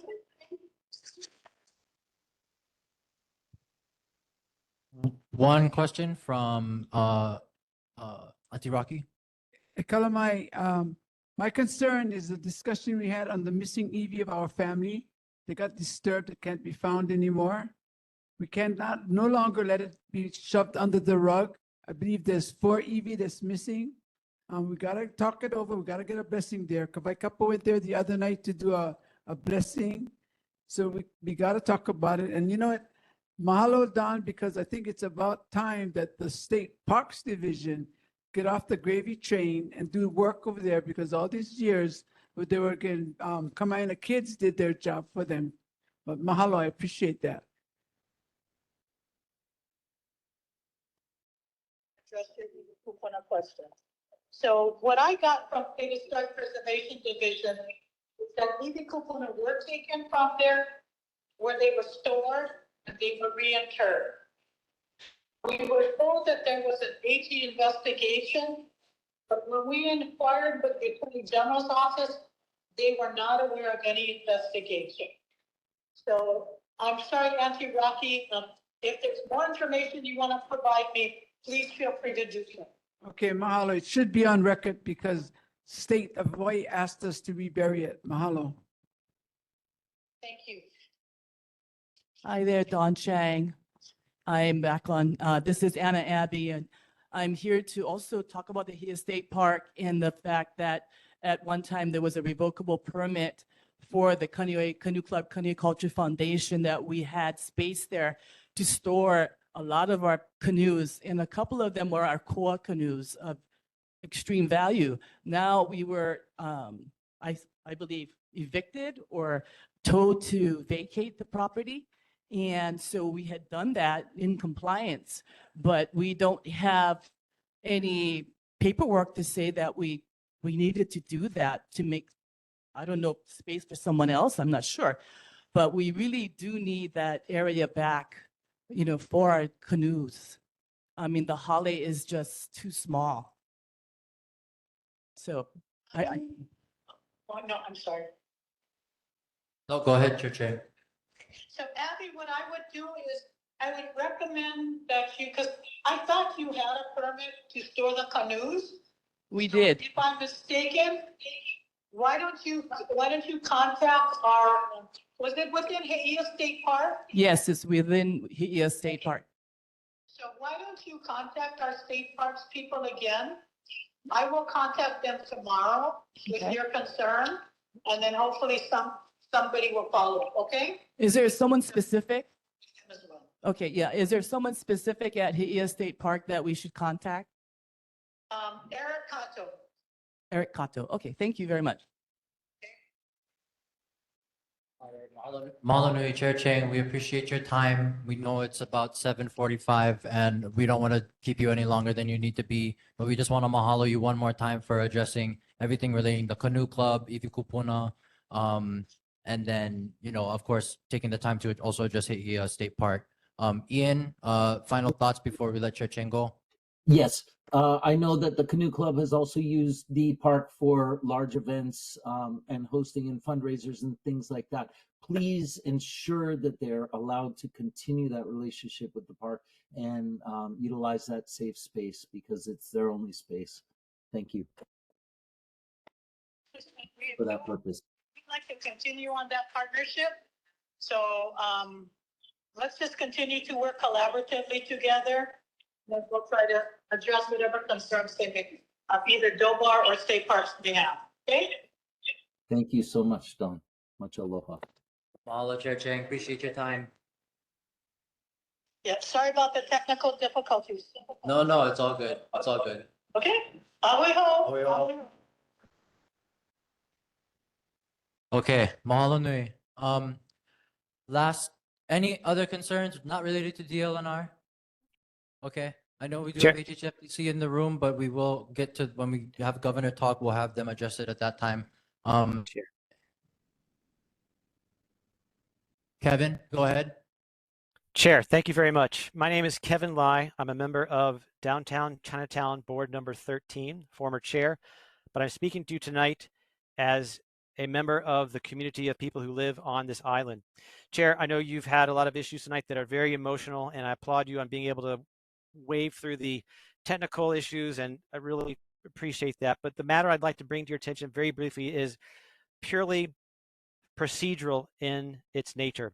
I understand that your board and your sub-districts are largely non-contested, but the matter I'd like to raise applies to all of the areas on the island that are involved in the neighborhood board districts, because whether your district is contested this cycle, it might not be non-contested next cycle.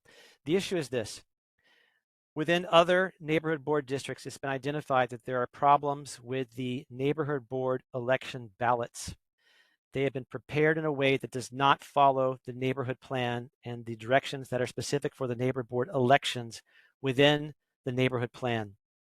In addition to that, the neighborhood commission office, the chair of the neighborhood commission, has not responded to requests to release a elections violations complaint form that is again mentioned in the neighborhood plan. After more than 10 days, has not chosen to release that form. The ask tonight is this: for you, your colleagues, I've sent an email to the members of the community in the room. In the chat pane, I'll be posting a link to a web page that has a form letter that you can use to send to the neighborhood commission before its next meeting, which is next Monday night at 6 p.m., to express that you wish that neighborhood board elections should run by the book, by statutes that are codified in our neighborhood plan and in city and county and state statutes, and that the commission cannot choose to pick and choose which of the statutes to follow regarding our elections. If we can't trust the election process, what else can we trust at this point? I'm happy to field any questions. My email will be in the chat pane. Chair, thank you very much for letting me bring this to the attention of you and your board and your constituents. Appreciate it, Kevin. Mahalo nui. Thank you very much. We'll keep that link up in the chat. We'll also post those in the minutes, and then we'll get that out in an email to the board members as well. Mahalo, appreciate it. Thanks for your concern.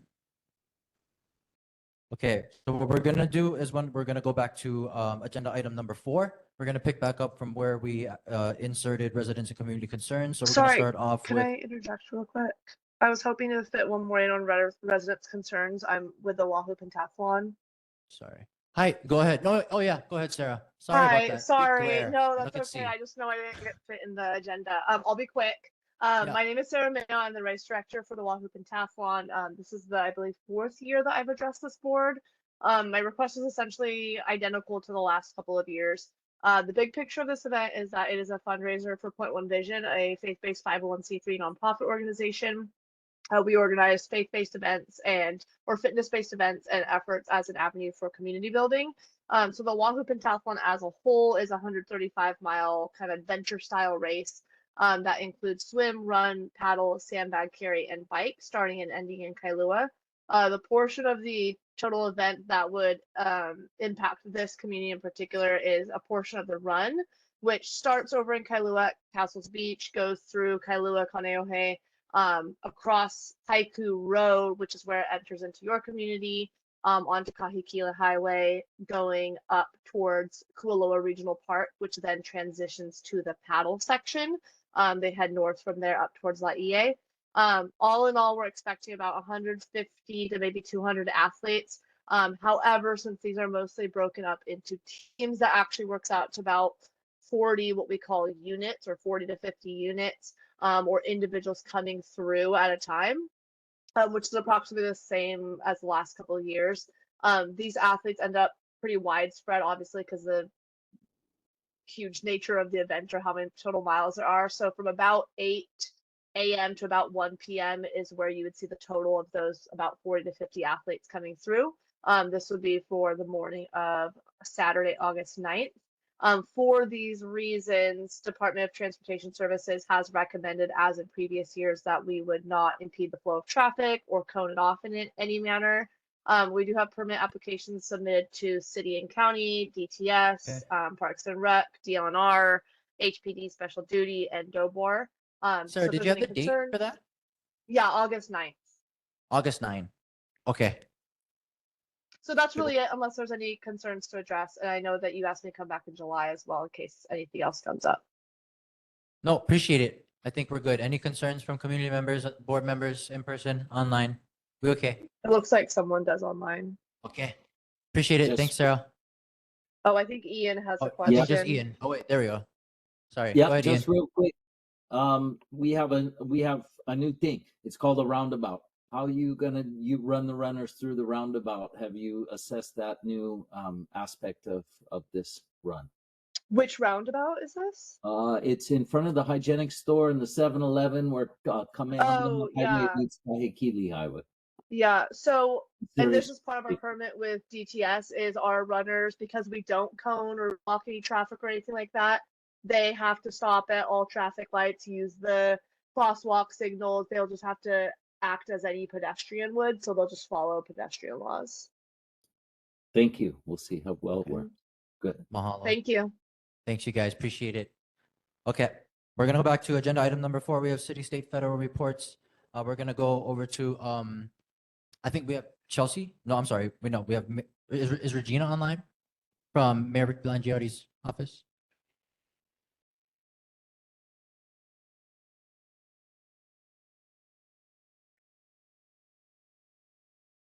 They weren't here at the time. Regina? Going once, going twice. Okay, we might come back to you, Regina, but if you're gone, you're gone. Esther Kiaina's office is unavailable tonight. No reports from her as well. So we'll move on to Chelsea with Councilmember Matt Wire's office. Chelsea, are you online? Hi, everyone. Just Hi, give me a Chelsea. second here. So sorry I wasn't able to make it in person. I had some car issues, but would have loved to attend in person. I'm gonna just go ahead and highlight some things from the newsletter here. And the newsletter will be uploaded to the council member's website tomorrow. And so I'll be sure it's on his page and you folks can follow along as well. Just wanted to highlight there's going to be an upcoming climate action plan meeting that is going to take place at Key Projects at Thursday, May 29th from 5:30 to 7:30 p.m. I did attend the workshop in Kahuku, so it was very, very valuable. A small group, and so if you're able to RSVP, I think that is what the CCSR, Climate Change, Sustainability, and Resiliency Office recommends doing. And you could do so on their webpage. Wanted to also, I'm not sure if you folks are following, there was a broadband digital equity community event.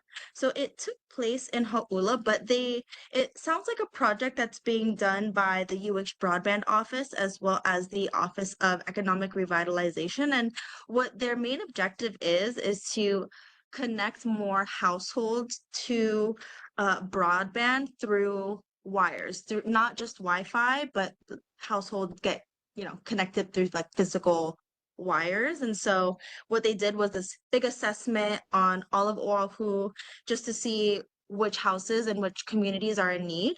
And so we just wanted to highlight, they did a meeting kind of just giving an update on where the project was. There was a little bit of worry about federal funding, and it sounds like they were on pause for a moment, but they're back on, slowly moving forward. And so they haven't finalized the set locations quite yet, but they're hoping to do so towards the end of summer. And so hopefully we can get another update with them soon here. Let's see. I saw the notice from the board regarding expanding city dog parks.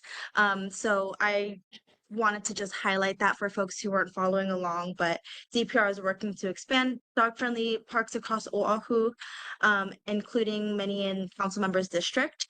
And so they are just DPR is seeking public input. And so just wanted to highlight that. I also wanted to just highlight, there was a full council meeting today, but one of the bills that I'll just highlight for the rest of my time here is Bill 15. Bill 15 was the cesspool bill, where it is an effort to provide financial relief for local families to comply with the state cesspool conversion regulations by 2050. And so what this does is it creates criteria for families with total household incomes under $100,000 to qualify for up to 50,000 to help convert their households into cesspools or hooking up to sewer lines.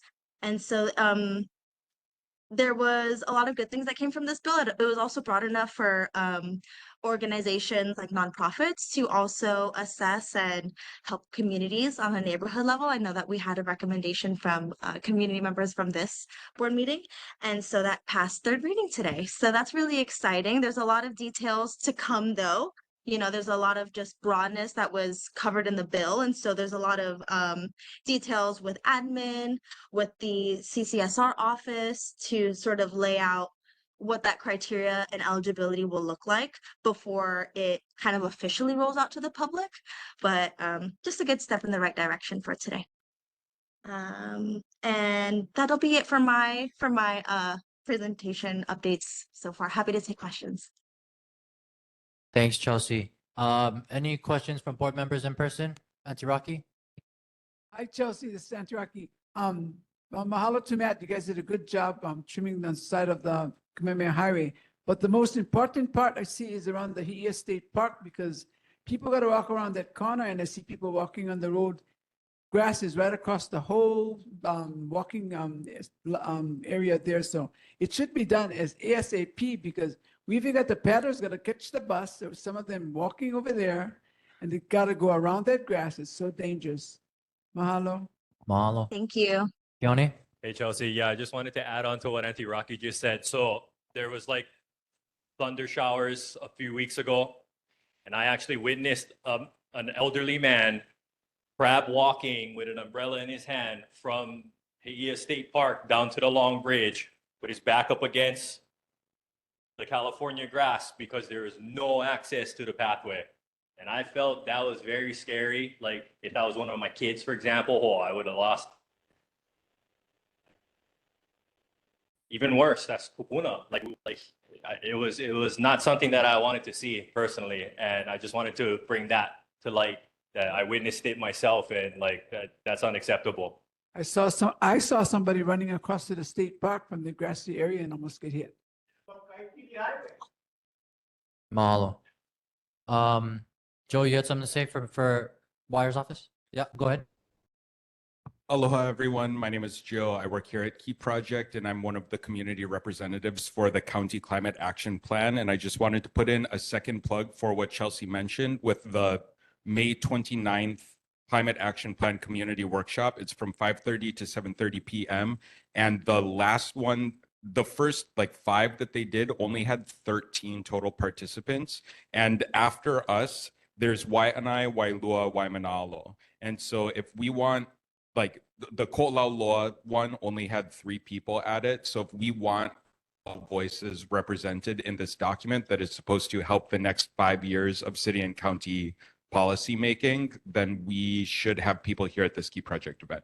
So just wanted to throw that out there. Again, May 29th, 5:30 to 7:30 p.m. I would love to have plenty of people be there. Thank you. Thanks, Joel. Appreciate it, brother. Okay, if there's no other questions for Councilmember Wyer's office, well, Ian, yeah, go ahead. Real quick, there's been reports of public people coming from Kahalu'u Regional Park down along the beach, down through where Hokulea parks, and attempting to walk to the end of the Apua Sands there and back. They're getting blocked and told that they're not allowed access into the Kahalu'u Ranch area where they do their recreational activities. I believe that's well, not only below the watermark, but it's something that needs to be addressed as an issue to the public being misled, and it's downright corporate bullying. So please, let's address that issue in the near future. Maybe we can get Cynthia Thielen here to discuss it. I think even some people close to the board have been stopped. So I saw it on Instagram. It's upsetting people for sure. Thank you. Ian, would you mind sharing or emailing a screenshot of maybe what you're seeing with us? Yeah, I'll see if I can find the video of the I lady saying appreciate it. it to somebody, so I can probably find it. Yeah, I'll get just email me your Instagram. I'd be stoked, or something. Oh no, I'll just screenshot it. Got it. Okay, got it.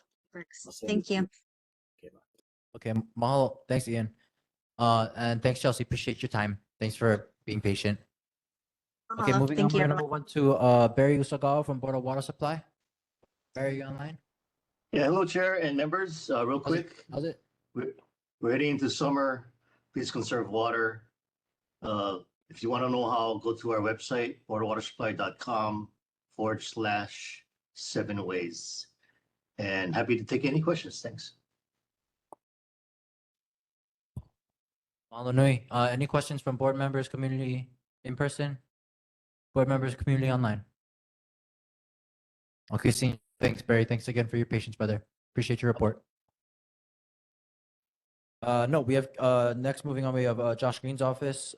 Katie Lambert, we have here in person.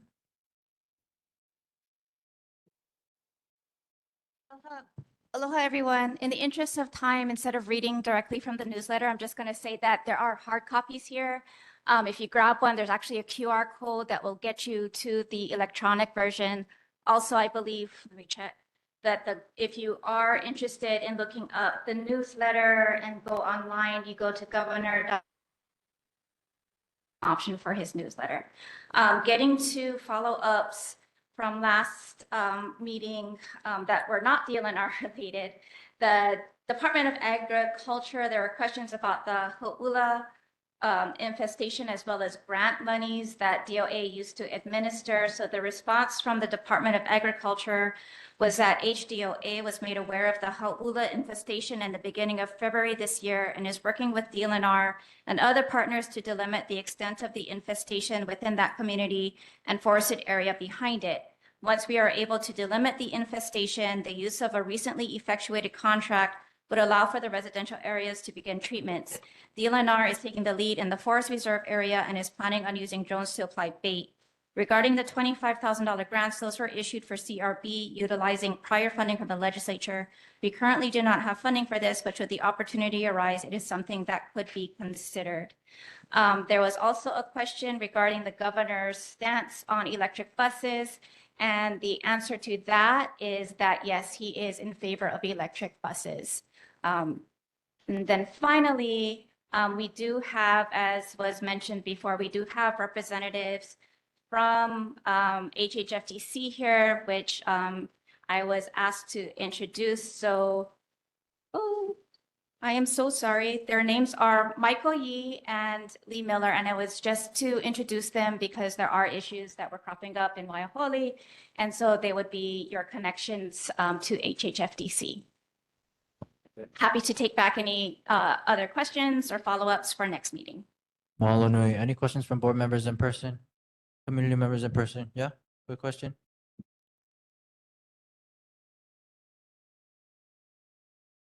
Aloha, Tara Rojas. So I have a question for the governor. You know, how is it that we can actually get a response from the governor? If a lot of times when we go and we send the request online, We've sent it through other neighborhood board meetings, and we don't get a response. And then we only get the automatic reply of, I'm sorry, we're very busy, and then we'll get back to you. So neither requests from board meetings, nor online, nor in person.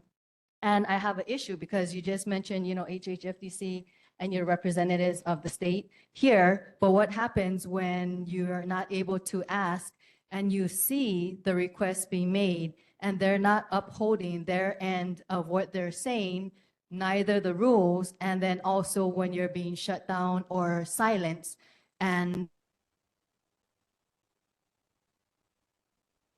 process that is supposed to happen. So the issue of really being able to contact and to have communication with the people in these positions of leadership who are supposedly running this, or, leading, this place. And the people who are most affected are community members, and especially the people of this place, Kanaka. Oh, So good how, point. how can we direct meeting with them? I have a question for you. Sorry, So sorry. Oh, Wait 1 sorry, second. go ahead. Yeah, go ahead, Katie. So I am here as the governor's representative, so I do have to take that up the chain. I'm not in a position to answer that at this moment. Mahalo. So 1 sec, Elijah. Go ahead. my Keone? question is in regards to, at our last meeting, I was nominated to represent Kahalu'u on the Kaneohe Bay Regional Council. I did all of the proper application, the letter of interest, my resume. I also got one of those standard emails back saying, thank you for your interest, we'll look into it. But I'm like the only one that was nominated by the board and brought forth for it. And if somebody isn't put in that place, sunset would happen and we can't allow that. So I would like to just find out if there's any way to just get that, bumped up a little bit, take the oath and represent my community. Okay. Thank you. Yeah. Mahalo. I know it's way past the deadline for like the kind advising consent, but I know sometimes they do like special sessions for like judiciary and like boards and commissions. So if Kaneohe Bay Regional Council could be included, if that is in consideration, that'd be great. Mahalo nui. Joe, go ahead. Question for Governor's Office. Aloha. Okay. Again, my name's The last question. Sorry. Aloha. Again, my name is Joe. I work here at Key Project. A couple of weeks ago, grants on Department of Transportation land right over by the, I forget what, at the bottom of one of the Akuimanu roads. And so by the ulu trees. And so I was wondering, Department of Agriculture's Little Fire Ant money is mostly being directed towards the Terminex contract for treating homes. And I was wondering who's responsible for getting rid of little fire ants on other state properties. Is that also Department of Agriculture because it's little fire ants, or is that the responsibility of the land owning state department? Thank you. Mahalo nui. I'm gonna leave that at the last question. I'll let Katie go just for the sake of time. Mahalo nui. Appreciate it. Auntie Rocky, like 10 seconds, quick. Yeah, I did go to the governor's office and find out that he is the Kaneohe neighborhood, our Kahalu'u neighborhood board does come to the meeting, and they will have a special session this year. Sure. And he can't go during the interim. Awesome. Talk to Brian Nielsen, and the meeting will be on June 24th. That's Waterland, yeah. Yeah, so that'll be Senator Inoue. So just send an email over to Senator Inoue Yeah. for any kind of support for putting that on the agenda. Yeah. Mahalo nui. Uncle John? Parker, I'd like to ask if you could invite the folks from HHFTC up. Yeah, sure. If we can have the guys from HHFTC come take the mic and I guess introduce yourselves, make some comment. Aloha. Aloha. So I'm Michael Yee. I'm the new chief planner for HHFDC. Board member Rupun invited me, so thank you for having me tonight. I'm Lee Miller. I'm the property management specialist that works with the Waihole Valley residents.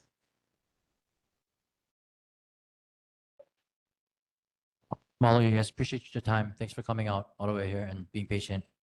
Let me see. What else we got? Governors, So poet governor. So we're gonna move on to Senator Awa's office, do we have Makana online? Makana, go ahead. Hello, Mike Kako. Hello. Just a couple quick updates. Excited to start a Genki Ball project with 4 of the community schools, Ahuimanu, Kahalu'u, Heia, and Waiahole. We'll be getting them involved to incorporate the Genki Ball in a 6-month pilot project starting in August as they return to school and ending at the end of January. So we'll be keeping you folks informed with how that's going. 2, we got Senator Awa will be heading to DC in June next month to meet with some of the U.S. department heads to build relation and reliable communication to address community concerns and get proper information from the source. And then we're continuing the work at Kahalu'u Beach. We had some delays with some machinery issues, and then also taking the proper protocols to remove some of the houseless community in that area specifically. That's all we got for this month. Open for any questions. Mahalo. Mahalo, Makana. Any questions from board members or community in person? Online? Clear. Okay, so yeah, seeing none. Mahalo nui, Makana. Thanks, appreciate it. Have a great night, brother. Aloha. Moving on to Rep. Kitagawa's office. We have Rep. Online. Yes. Hi, How's it? everyone. Good evening.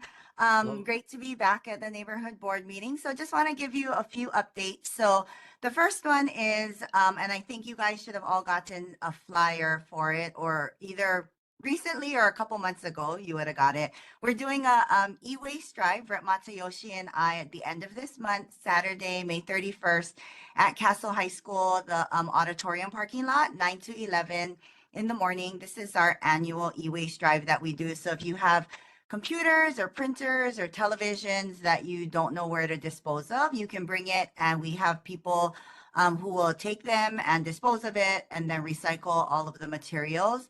At this e-waste drive, we also do other recyclable collections. So you can bring your cans and bottles, and the Key Club from Castle High School will take care of that.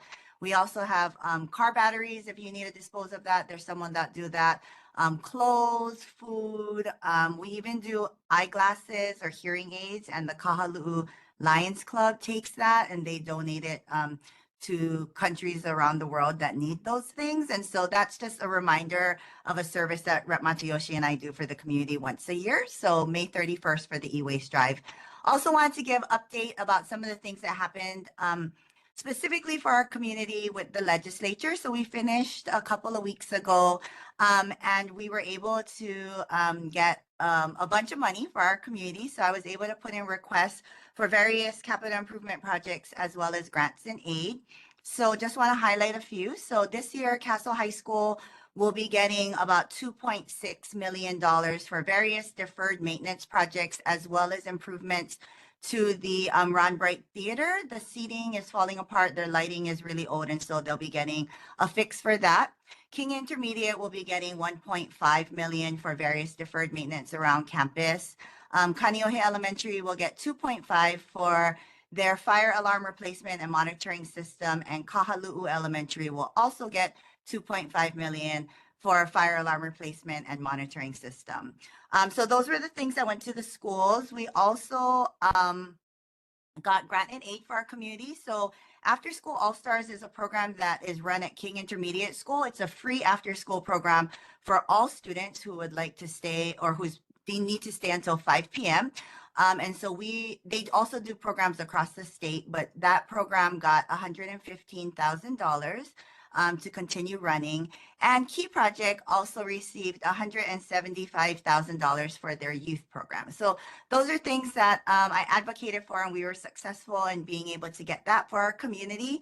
I also just wanted to highlight a thing that I've been getting a lot of emails about, and that's in Kahalu'u. It's that bridge that's broken near the Sunshine Arts area on Kamehameha Highway.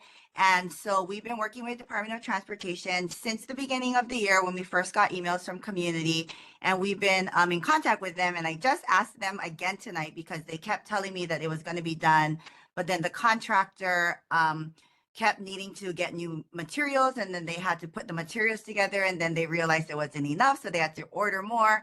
But they told me that within the next 2 weeks, they will start working on this project. So originally they told me the beginning of May, but that has come and gone. And so they assured me that in 2 weeks, they will start working on this project. Currently, the contractor has still needed to go out to get more materials. And so they don't have all the materials that they need, but they will start the project in the next 2 weeks. So hopefully that will be happening soon. And then I just wanted to answer someone's question about the little fire ants. So Department of Ag would still be in charge, even if it's not residential. They still can be the point of contact. They are collaborating still with the Hawaii Ant Lab as well as Oahu Invasive Species Council to do treatment for various little fire ant infestations. So if you have if you got a test kit and you did a test kit and you were positive, but nobody followed up with you, please let me know because I will have the Department of Ag contact you and we can make sure that we work on getting you treatment. If you haven't tested yet, but you think you may have little fire ants, request a kit and we can get that rolling because that Terminix contract still is in operation. But we also have Hawaii Ant Lab and OS that got money as well, and they are doing treatment. So, please still be aware of that it's still a concern in our community and we need to be vigilant about it.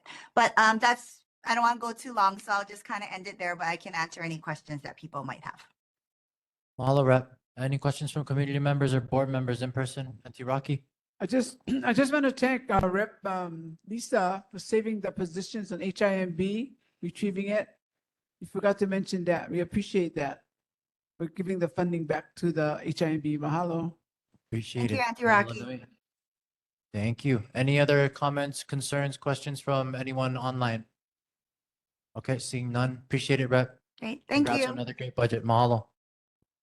Let's see. Moving on to Winmer Community College, we have Chancellor Artis Eschenberger online. Artis? No, I think she's busy. Okay. It's okay. We're going to move on from WCC. We're going to move on to Kaneohe Bay Regional Council. I think the updates that we got were kind of addressed during the governor's announcements. Anything else you guys want to say? Uncle Cliff? On the mic. Makai Watch. Yeah. Last month, the 30th, they had a meeting, Makai Watch. I didn't go to Denver. I was Auntie Rocky? Not already mentioned Makai Watch. They're gonna have a fishing tournament. I think it's in August. I'm not sure of the date for the invasive species. I think roid and all of the illegal fishes that we have over here. So keep in touch. They will be sending out pamphlets for the tournament. We're gonna need a pier, so we're gonna be and let the canoe club know that the pier is going to be in great use. But they can also join because there's going to be great prizes too. Mahalo. Mahalo. The fishing tournament is July 26th. Fishing tournament is July 26th. Mahalo nui. Okay. Let me see. Anything else? Okay, no. We'll move on to U.S. Congress Rep. Joe Takuda. Do we have anyone from Rep. Takuda's office online?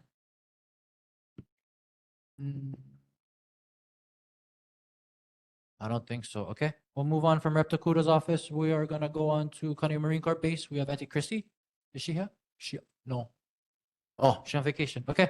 Nothing from Kaneohe Marine Corps Base. If Regina is back online and safely not driving. From the mayor's office. Go ahead, Regina. Aloha. Aloha. Hi. All good. I mean, okay.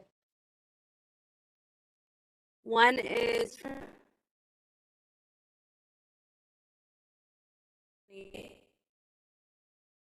Summer Fun 2025.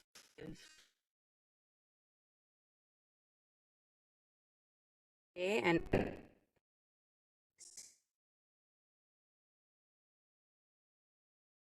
primarily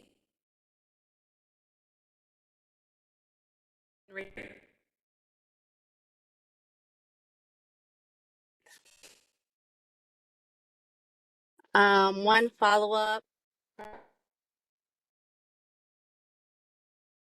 about this and going back and forth regarding the state. If you we needed to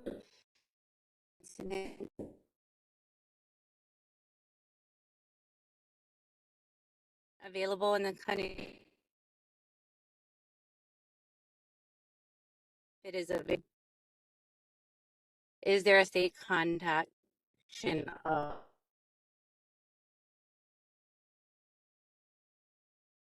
DOT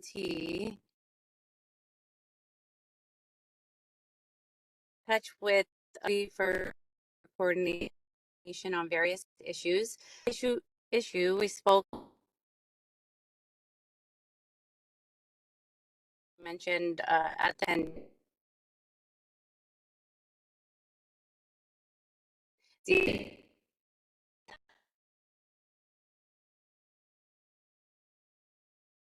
kept and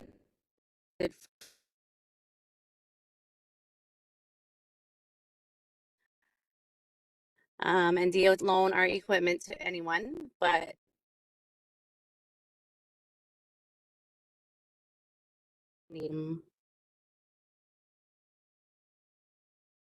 it's there if you guys have any questions.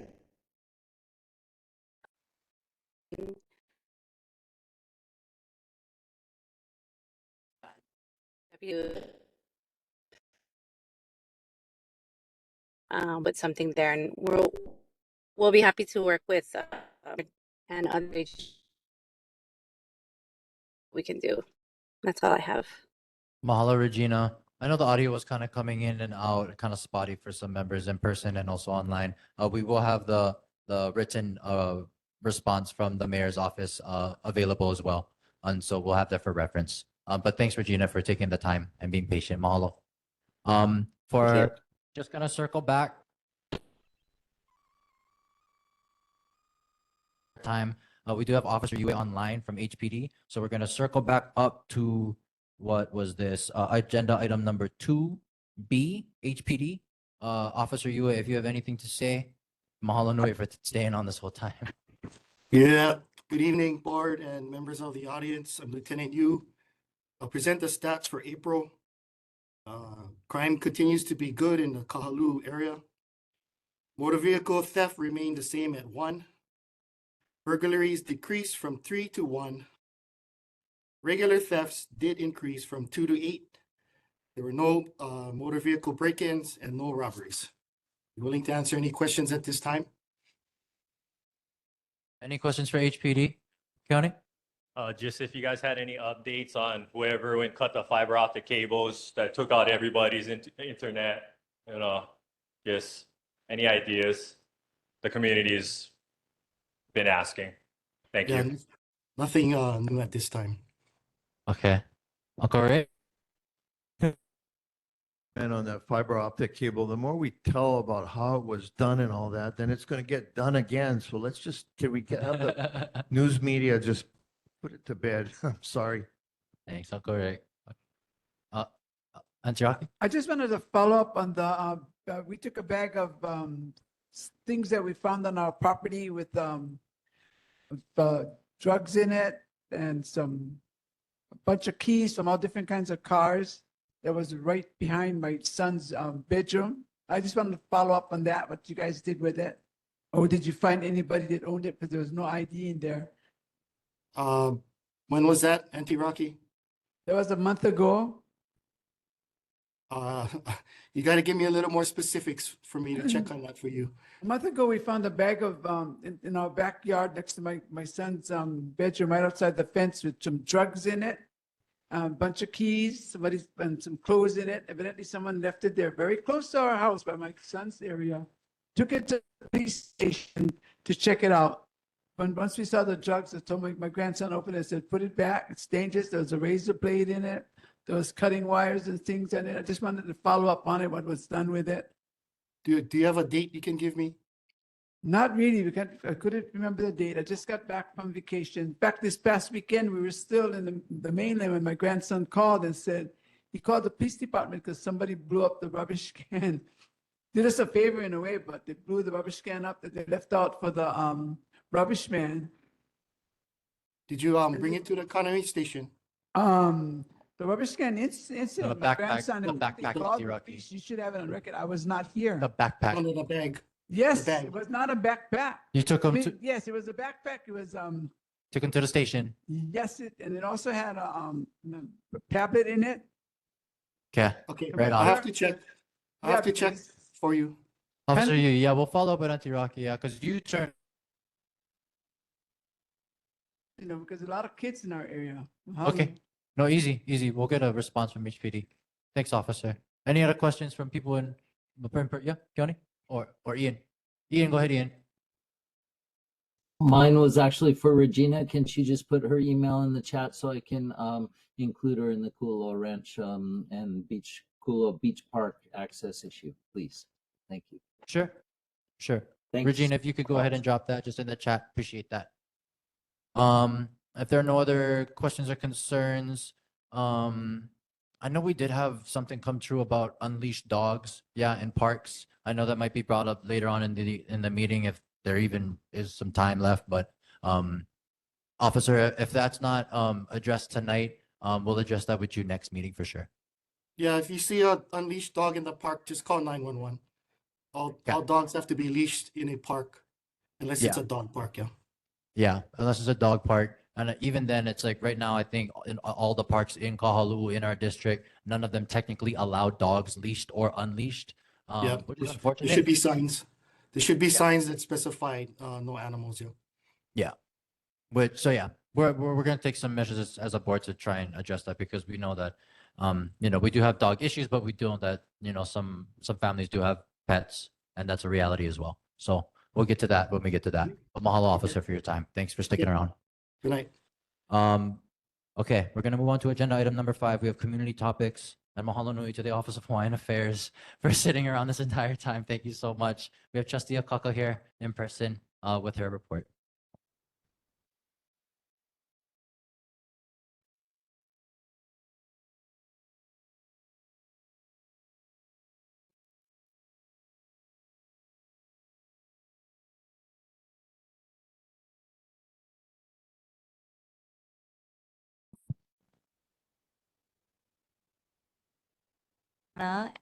To the chair, don't know where the vice chair went, and the members of the Kahalu'u Neighborhood Board. Mahalo nui for welcoming the Office of Hawaiian Affairs to join you, and mahalo to those online and in person for welcoming us. My name is Kalia Kaka, and I'm honored to serve as your Oha Oahu trustee. Also joining us this evening is Mark Watanabe. He's part of my Akaka team. And we have the chair is a part of our OHA office as well. It's part of the administration. And I'll have you introduce yourself. Michelle McCoy with Advocacy. This is Michelle McCoy with our advocacy, with our public policy as well. So I just wanted to share a bit about the Office of Hawaiian Affairs. We were created in 1978 with a mission to better the conditions for our Native Hawaiian people. And that mission remains the same and is in alignment with our strategic plan and with the pillars and directions of education, economic resiliency, housing, and health. And much of what we do is being here with you in the community, much like the neighborhood board, to be present so that we may hear the needs and concerns of the community and stay on the pulse of what's working, what might not be working as well, and how we can best collaborate with one another. And we as the board, we are comprised of a board of 9 members. We have meetings about every first and third Wednesday and Thursday of the month. Today was one of them, a marathon of 3 meetings back to back to back, starting as early as 9 a.m. until this evening. And we're so thankful to be able to join you all on this spirited evening. So on top of that, much of what we do is with our committee work. We have 3 committees. We have the Beneficiary Advocacy and Empowerment Committee. Much of what we do is regarding advocacy, legislative work, being able to hear the community concerns and celebrations as well. And so when I talk advocacy, that's within the community and that's on the county, the state, and the federal level. I also invite you to join us as we have our committee meetings and our board of trustee meetings. So if you have any community concerns and celebrations, to come and join us so that we might hear your mana'o and see how that might, we can blend that in with what we do. And it always is helpful to get the feedback of our people. So on top of that, we also have the committee, which is the budget and finance, which is pretty self-explanatory. We went over some aspects of our budget that our administration was presenting today.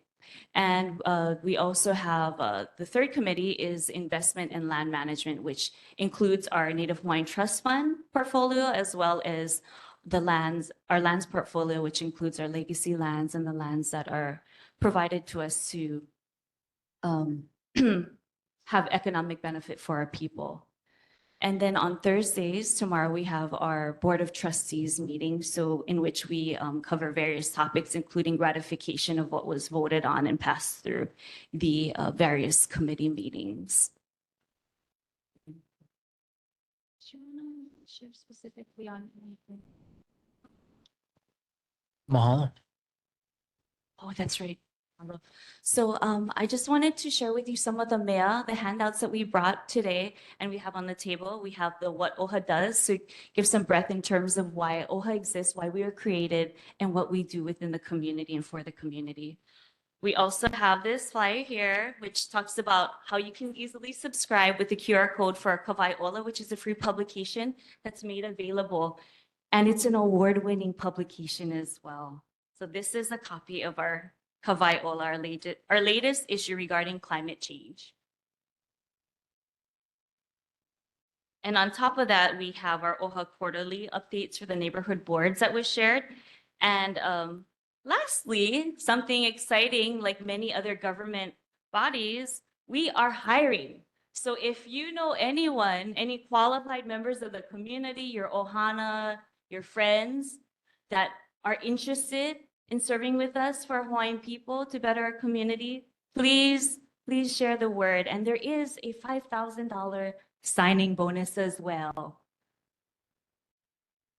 So also to kind of share with you of the Office of Hawaiian Affairs and what we do, that's regarding EA. That's regarding the advocacy that we do within that community and throughout the government. And it goes back to why we were created and the history of our Hawaiian people.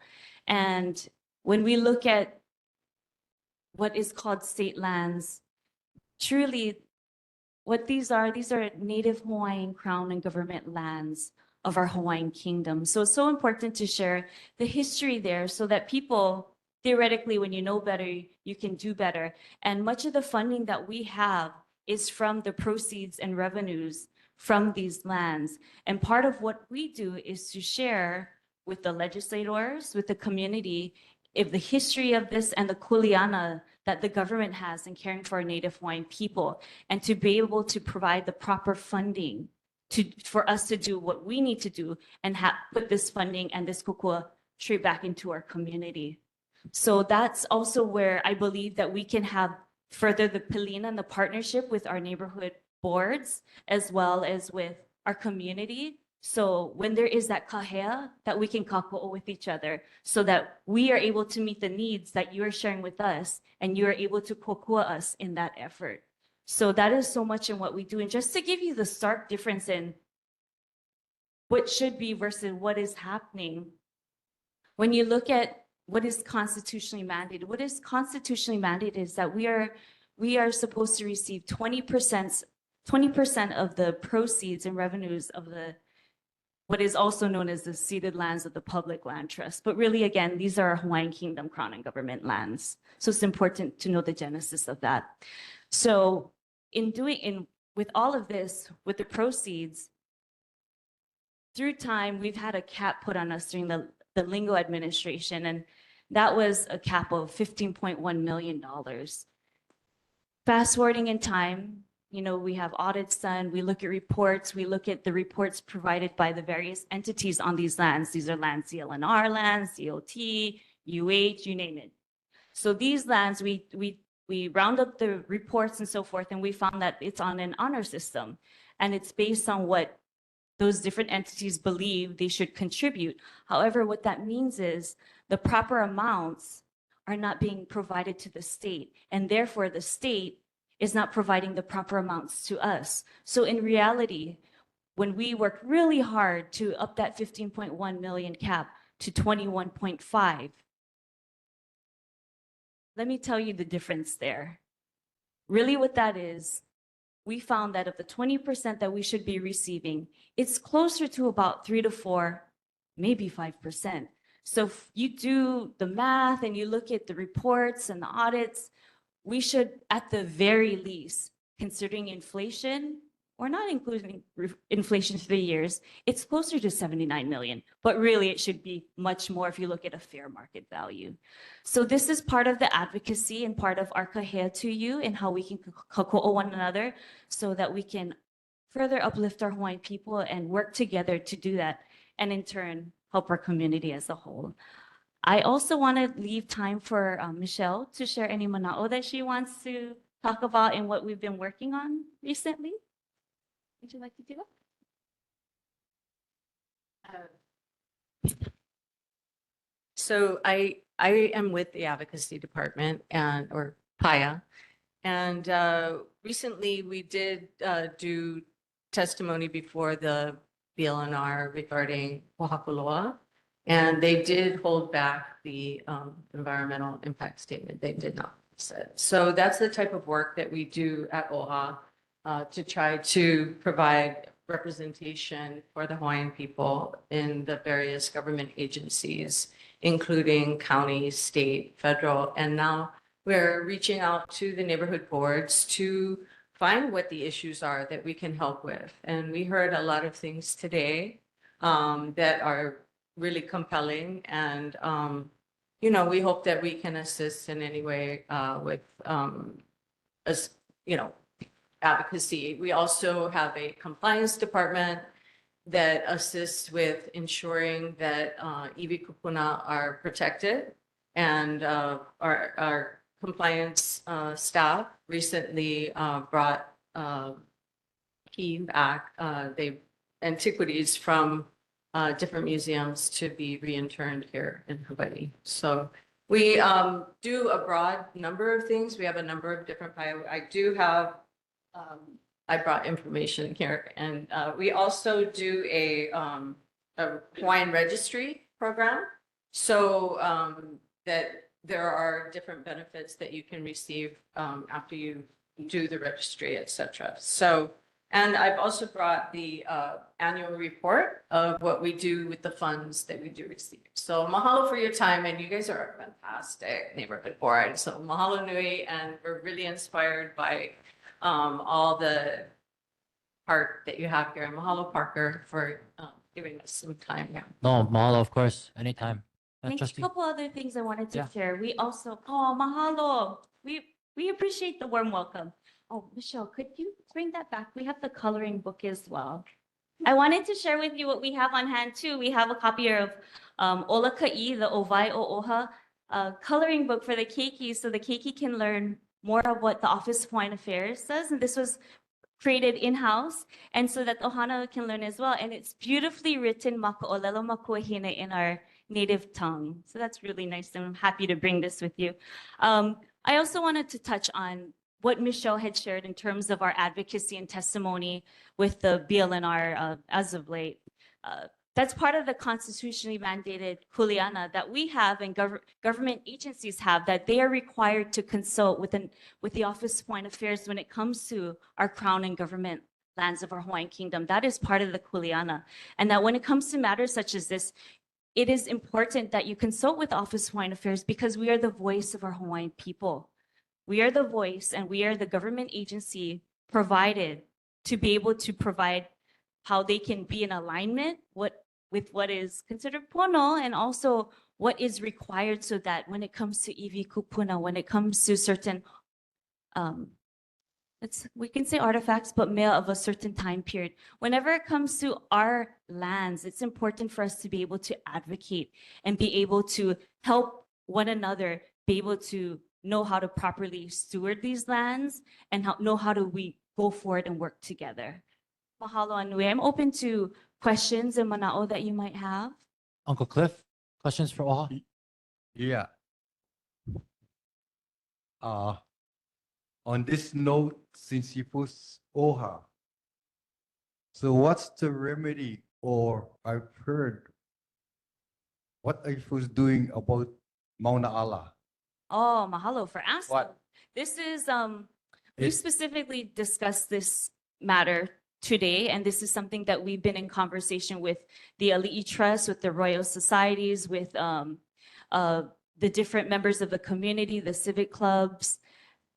And we also talked with various Native Hawaiian organizations throughout the state because we want to work together so that we can provide that stewardship and that kuleana that Mauna Ala has so desperately needed through the years.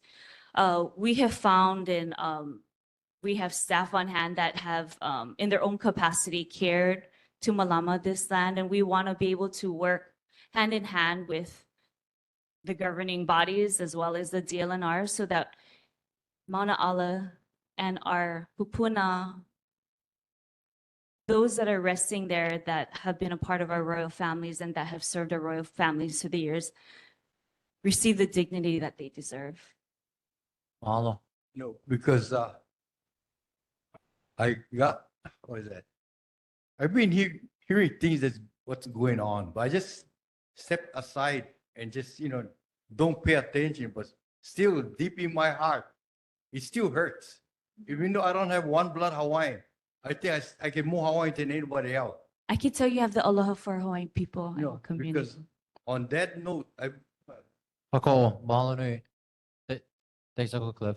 We appreciate that. Give me, Auntie Rocky, go ahead. Yeah, on Just 'cause that. we have 20 minutes left. Okay, so I on just that want to get note, through the rest.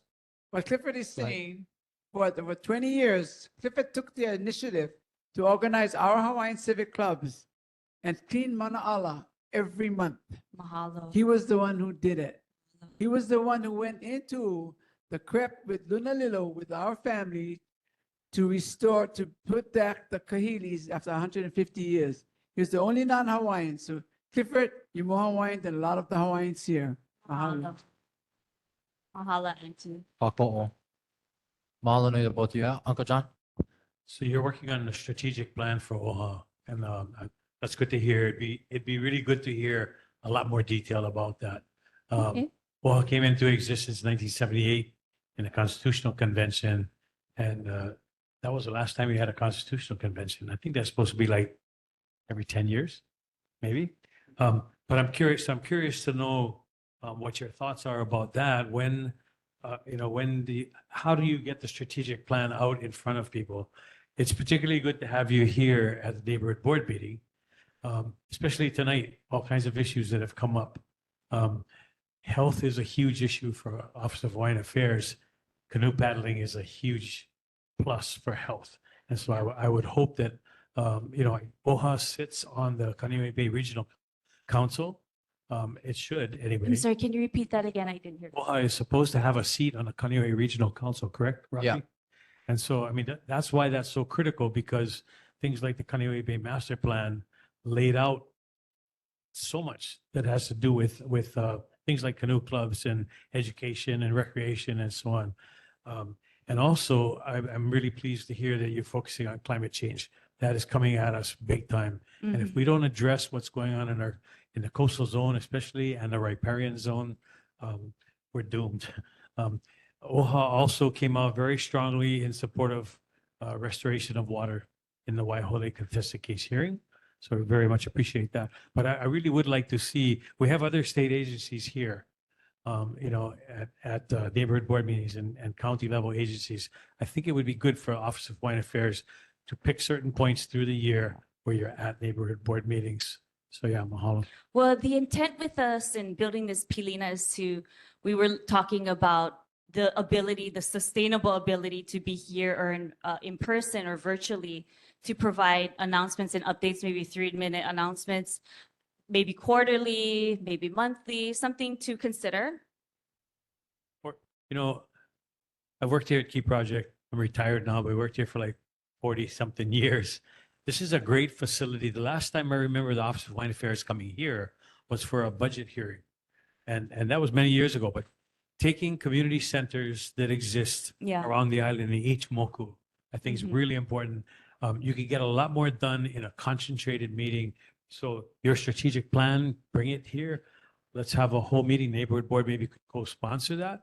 The neighborhood boards in Ko'olapoku could maybe do that. But that's really, really important. That way we know how our planning comports with your planning. And the last thing I just want to say, I'm pleased to see the resistance to what's happening in Po'akoloa. Mhm. And pulling the DLNR deeming that the EIS is inadequate. That's one step. I think the reality is there's going to be some horse trading. And I would hope that OHO would stand strong and say no more. That is part of our kuleana. We are happy to do so. Well, Uncle John. Mahalo, trustee. I think we have one more question from Uncle Donald online. Donald, do you have your hand raised? Aloha. Thank you, Chair. Good afternoon. Good evening. Donald Sakamoto, Country Neighbor Board at-large member. I want to be on this important thing with OHA. My question to you is, I deal with disabled people. I'm blind disabled, but I have blind Hawaiian people, family members that are disabled, and as well as Kapuna. How does OHA help them with transition if their home needs to be remodified for ramps and maybe for transportation since they are unable to go to their doctor appointments? Do you folks offer any assistance for the disabled Hawaiian people? Mahalo, mahalo for that, Manao. I think that this is something we can discuss further. I want to share with you in my capacity as Oahu trustee that this is something that we've been in conversation on and how we can collaborate with DHHL, with various entities to do just that when it comes to keiki tukupuna matters.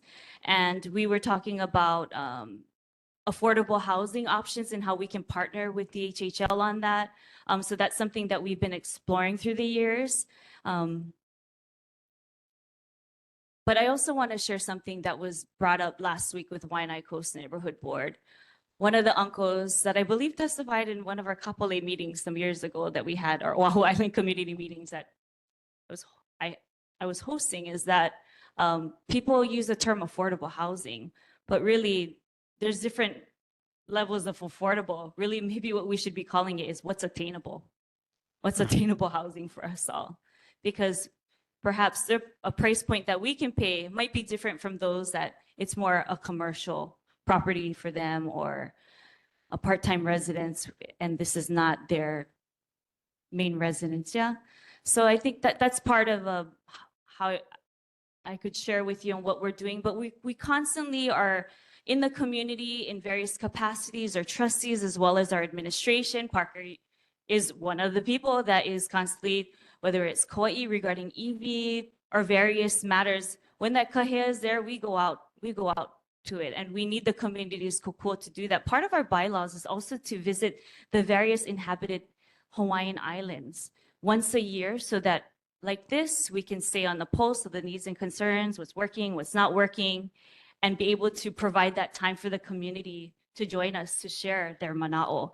So seeing the benefit of that, I had asked some years ago, I said, hey, I want that for Oahu Island community too. We have such a high population here. And the reality is, yes, we have our boardroom, our office space at Nalama Kukui, the former Jeju Pacific Design Center in the EV Lake area, but not everybody can take time off of work and not everybody's available during those hours. So it's important to provide ourselves within the community at certain hours like this where people are available. So that's something that we did. And I'm so thankful for the support through the years in doing that. And I specifically targeted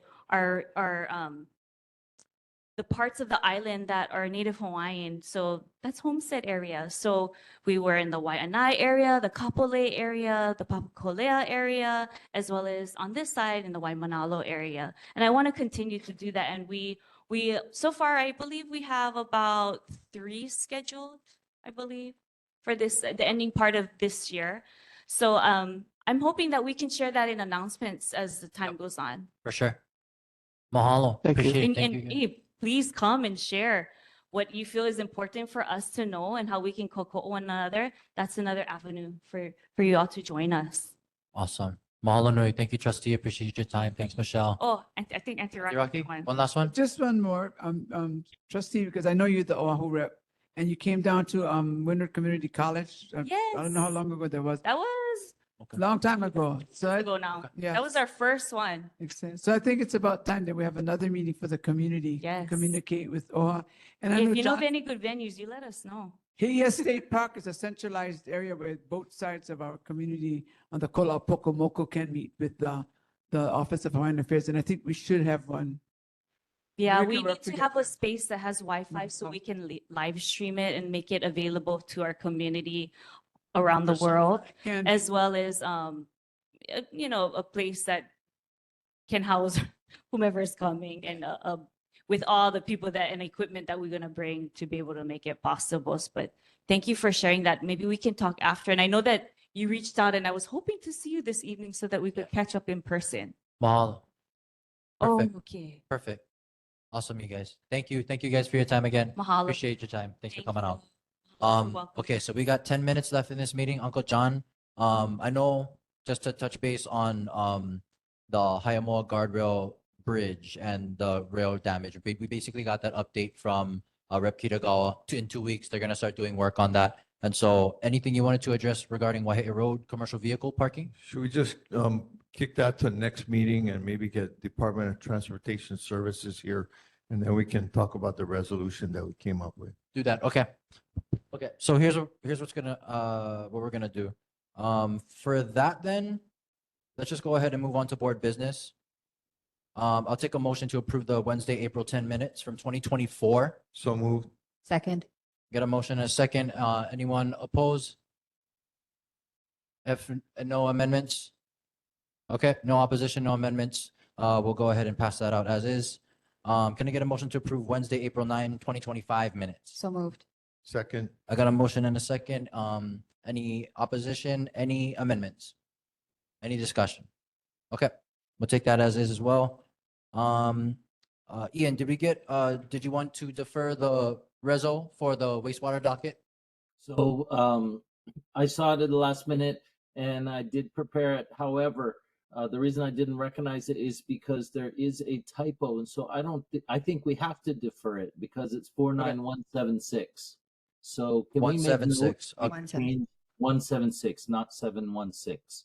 So Mahalo. I don't think it would be fair to bring that forward without anybody else being able to, knowing that they should testify against that. So No, that's valid, and that's my mistake. Mahalo nui.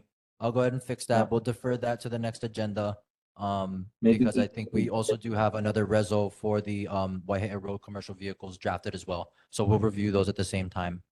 thank you. Yeah, easy. Thanks, Ian.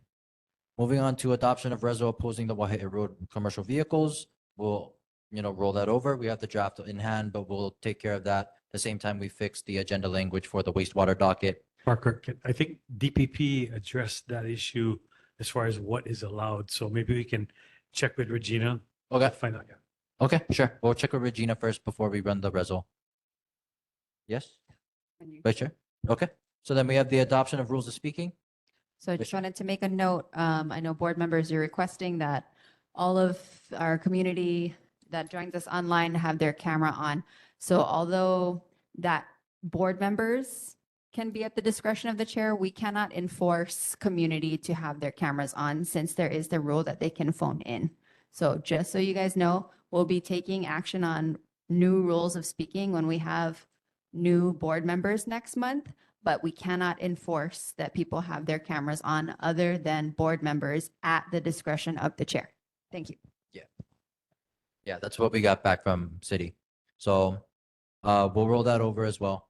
So we're gonna roll over C, D, and E over to the next meeting. We'll move to agenda item number 8. We have sub-district reports. Anything from sub-district 1? Sub-district 2? It's me. I just want to reiterate to community, thank you so much for coming. Please eat because I don't want to pack all that food up home. And also when we give you guys guidance, it's so that you can get your information to the people that are with the city and the state so they can help you solve your problems. Okay? We're just here to guide you. That's it. We have no decision-making power. Thank you. Sub-District 3? Okay. Sub-District 4? Oh, I'm sorry. Keanu, you. No. Sub-District 4? Uncle Ken, anything? Nothing. Okay, nothing for me. I got Sub-District 5? Nothing? And okay. And Sub-District 6 is still vacant, still looking for applicants if you guys are interested. Announcements, we got those elections that are open up until May 16th at 11:59 p.m. Please cast your votes. If you do not vote, then there will be no board. No.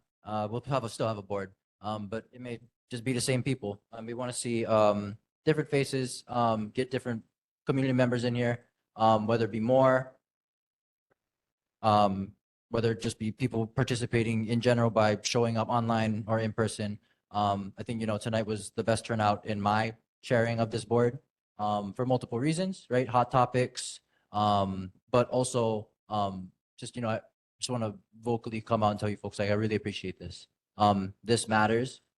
This matters to me. I think this matters to all of our board members. I know it matters to the community. I know it matters to you folks. And so long as this continues, we'll continue to have meetings like this, engage in conversation like this for the duration of 3 hours. So I can commit that to you folks so long as I sit here. We'll go ahead and I do have one more announcement. The next regular board meeting is tentatively scheduled for Wednesday, June 11th. But that's actually King Kamehameha Day. That's a Wednesday. It's in the middle of the week. And so Rachel won't be at work. So city, state, they're off, right? So we're actually going to, if there's no opposition, I'm going to use that as a recess and we'll roll that over to July. And so the July meeting will be July 9, 2025. That's second Wednesday. If that's no oppositions, I'll set that as is. I have something. Hey, Uncle Ken. Yeah, that's the first meeting of the new board.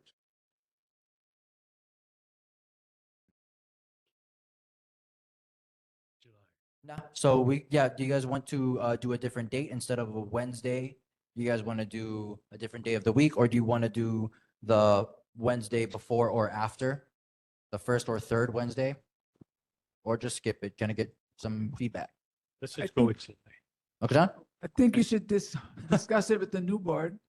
I think it should be discussed with the new board. We may not be on that board. Okay. The new board meets in July, right? Yep. Yeah. Yeah. July. I'm in favor. I just also wanted to point out that everybody knew that July was going to be a new board. Okay. Yeah. Up to you folks. I'm in favor because I won't be here Okay. on that date. Yeah. Okay. No I fa- agree with chair's suggestion. And we're gonna invite to that July meeting, we're gonna ask DOT and DTS. Yep. Yeah. Yep. I believe they're already planning to come for something else. So that would be, yeah. Sorry, one more point. Yeah. If we are going to hold it in July, I won't be on the board, which means I won't be secretary. So At which point, if we still have not filled the sub-district 6 vacancies, we can revisit opening up seats at large. Correct? Is that correct? Yeah. And then I'd also like to revisit at-large seats and committees. But that's for later discussion. It's 8:58. Can I get a motion to adjourn? No, wait, don't Wait, wait. forget. Look, again, next month, we're going to keep it going because we have this room and it's easier to have hard discussions over a meal. Okay, thanks. Mahalo, Jesse. I got it. It might Uncle be a Ken? good idea. It might be a good idea. Turn it over to the new board. Some of this decision making, and hey, we can show up, but if we're not on the board, we don't have to have our camera on. Oh my. Please show up. Okay, All we right. have one quick announcement from Rachel. Okay, if we're unable to decide about the meeting for June, I can send an email to all you guys and we can discuss that just because it's admin. Really? Okay, recess. Okay, sounds good. Thank you. Thanks, Rachel. Thank you, everybody, for your time and your patience. Meeting adjourned. We thank you to all those board members who may not be there in July as well. We love you and we appreciate you.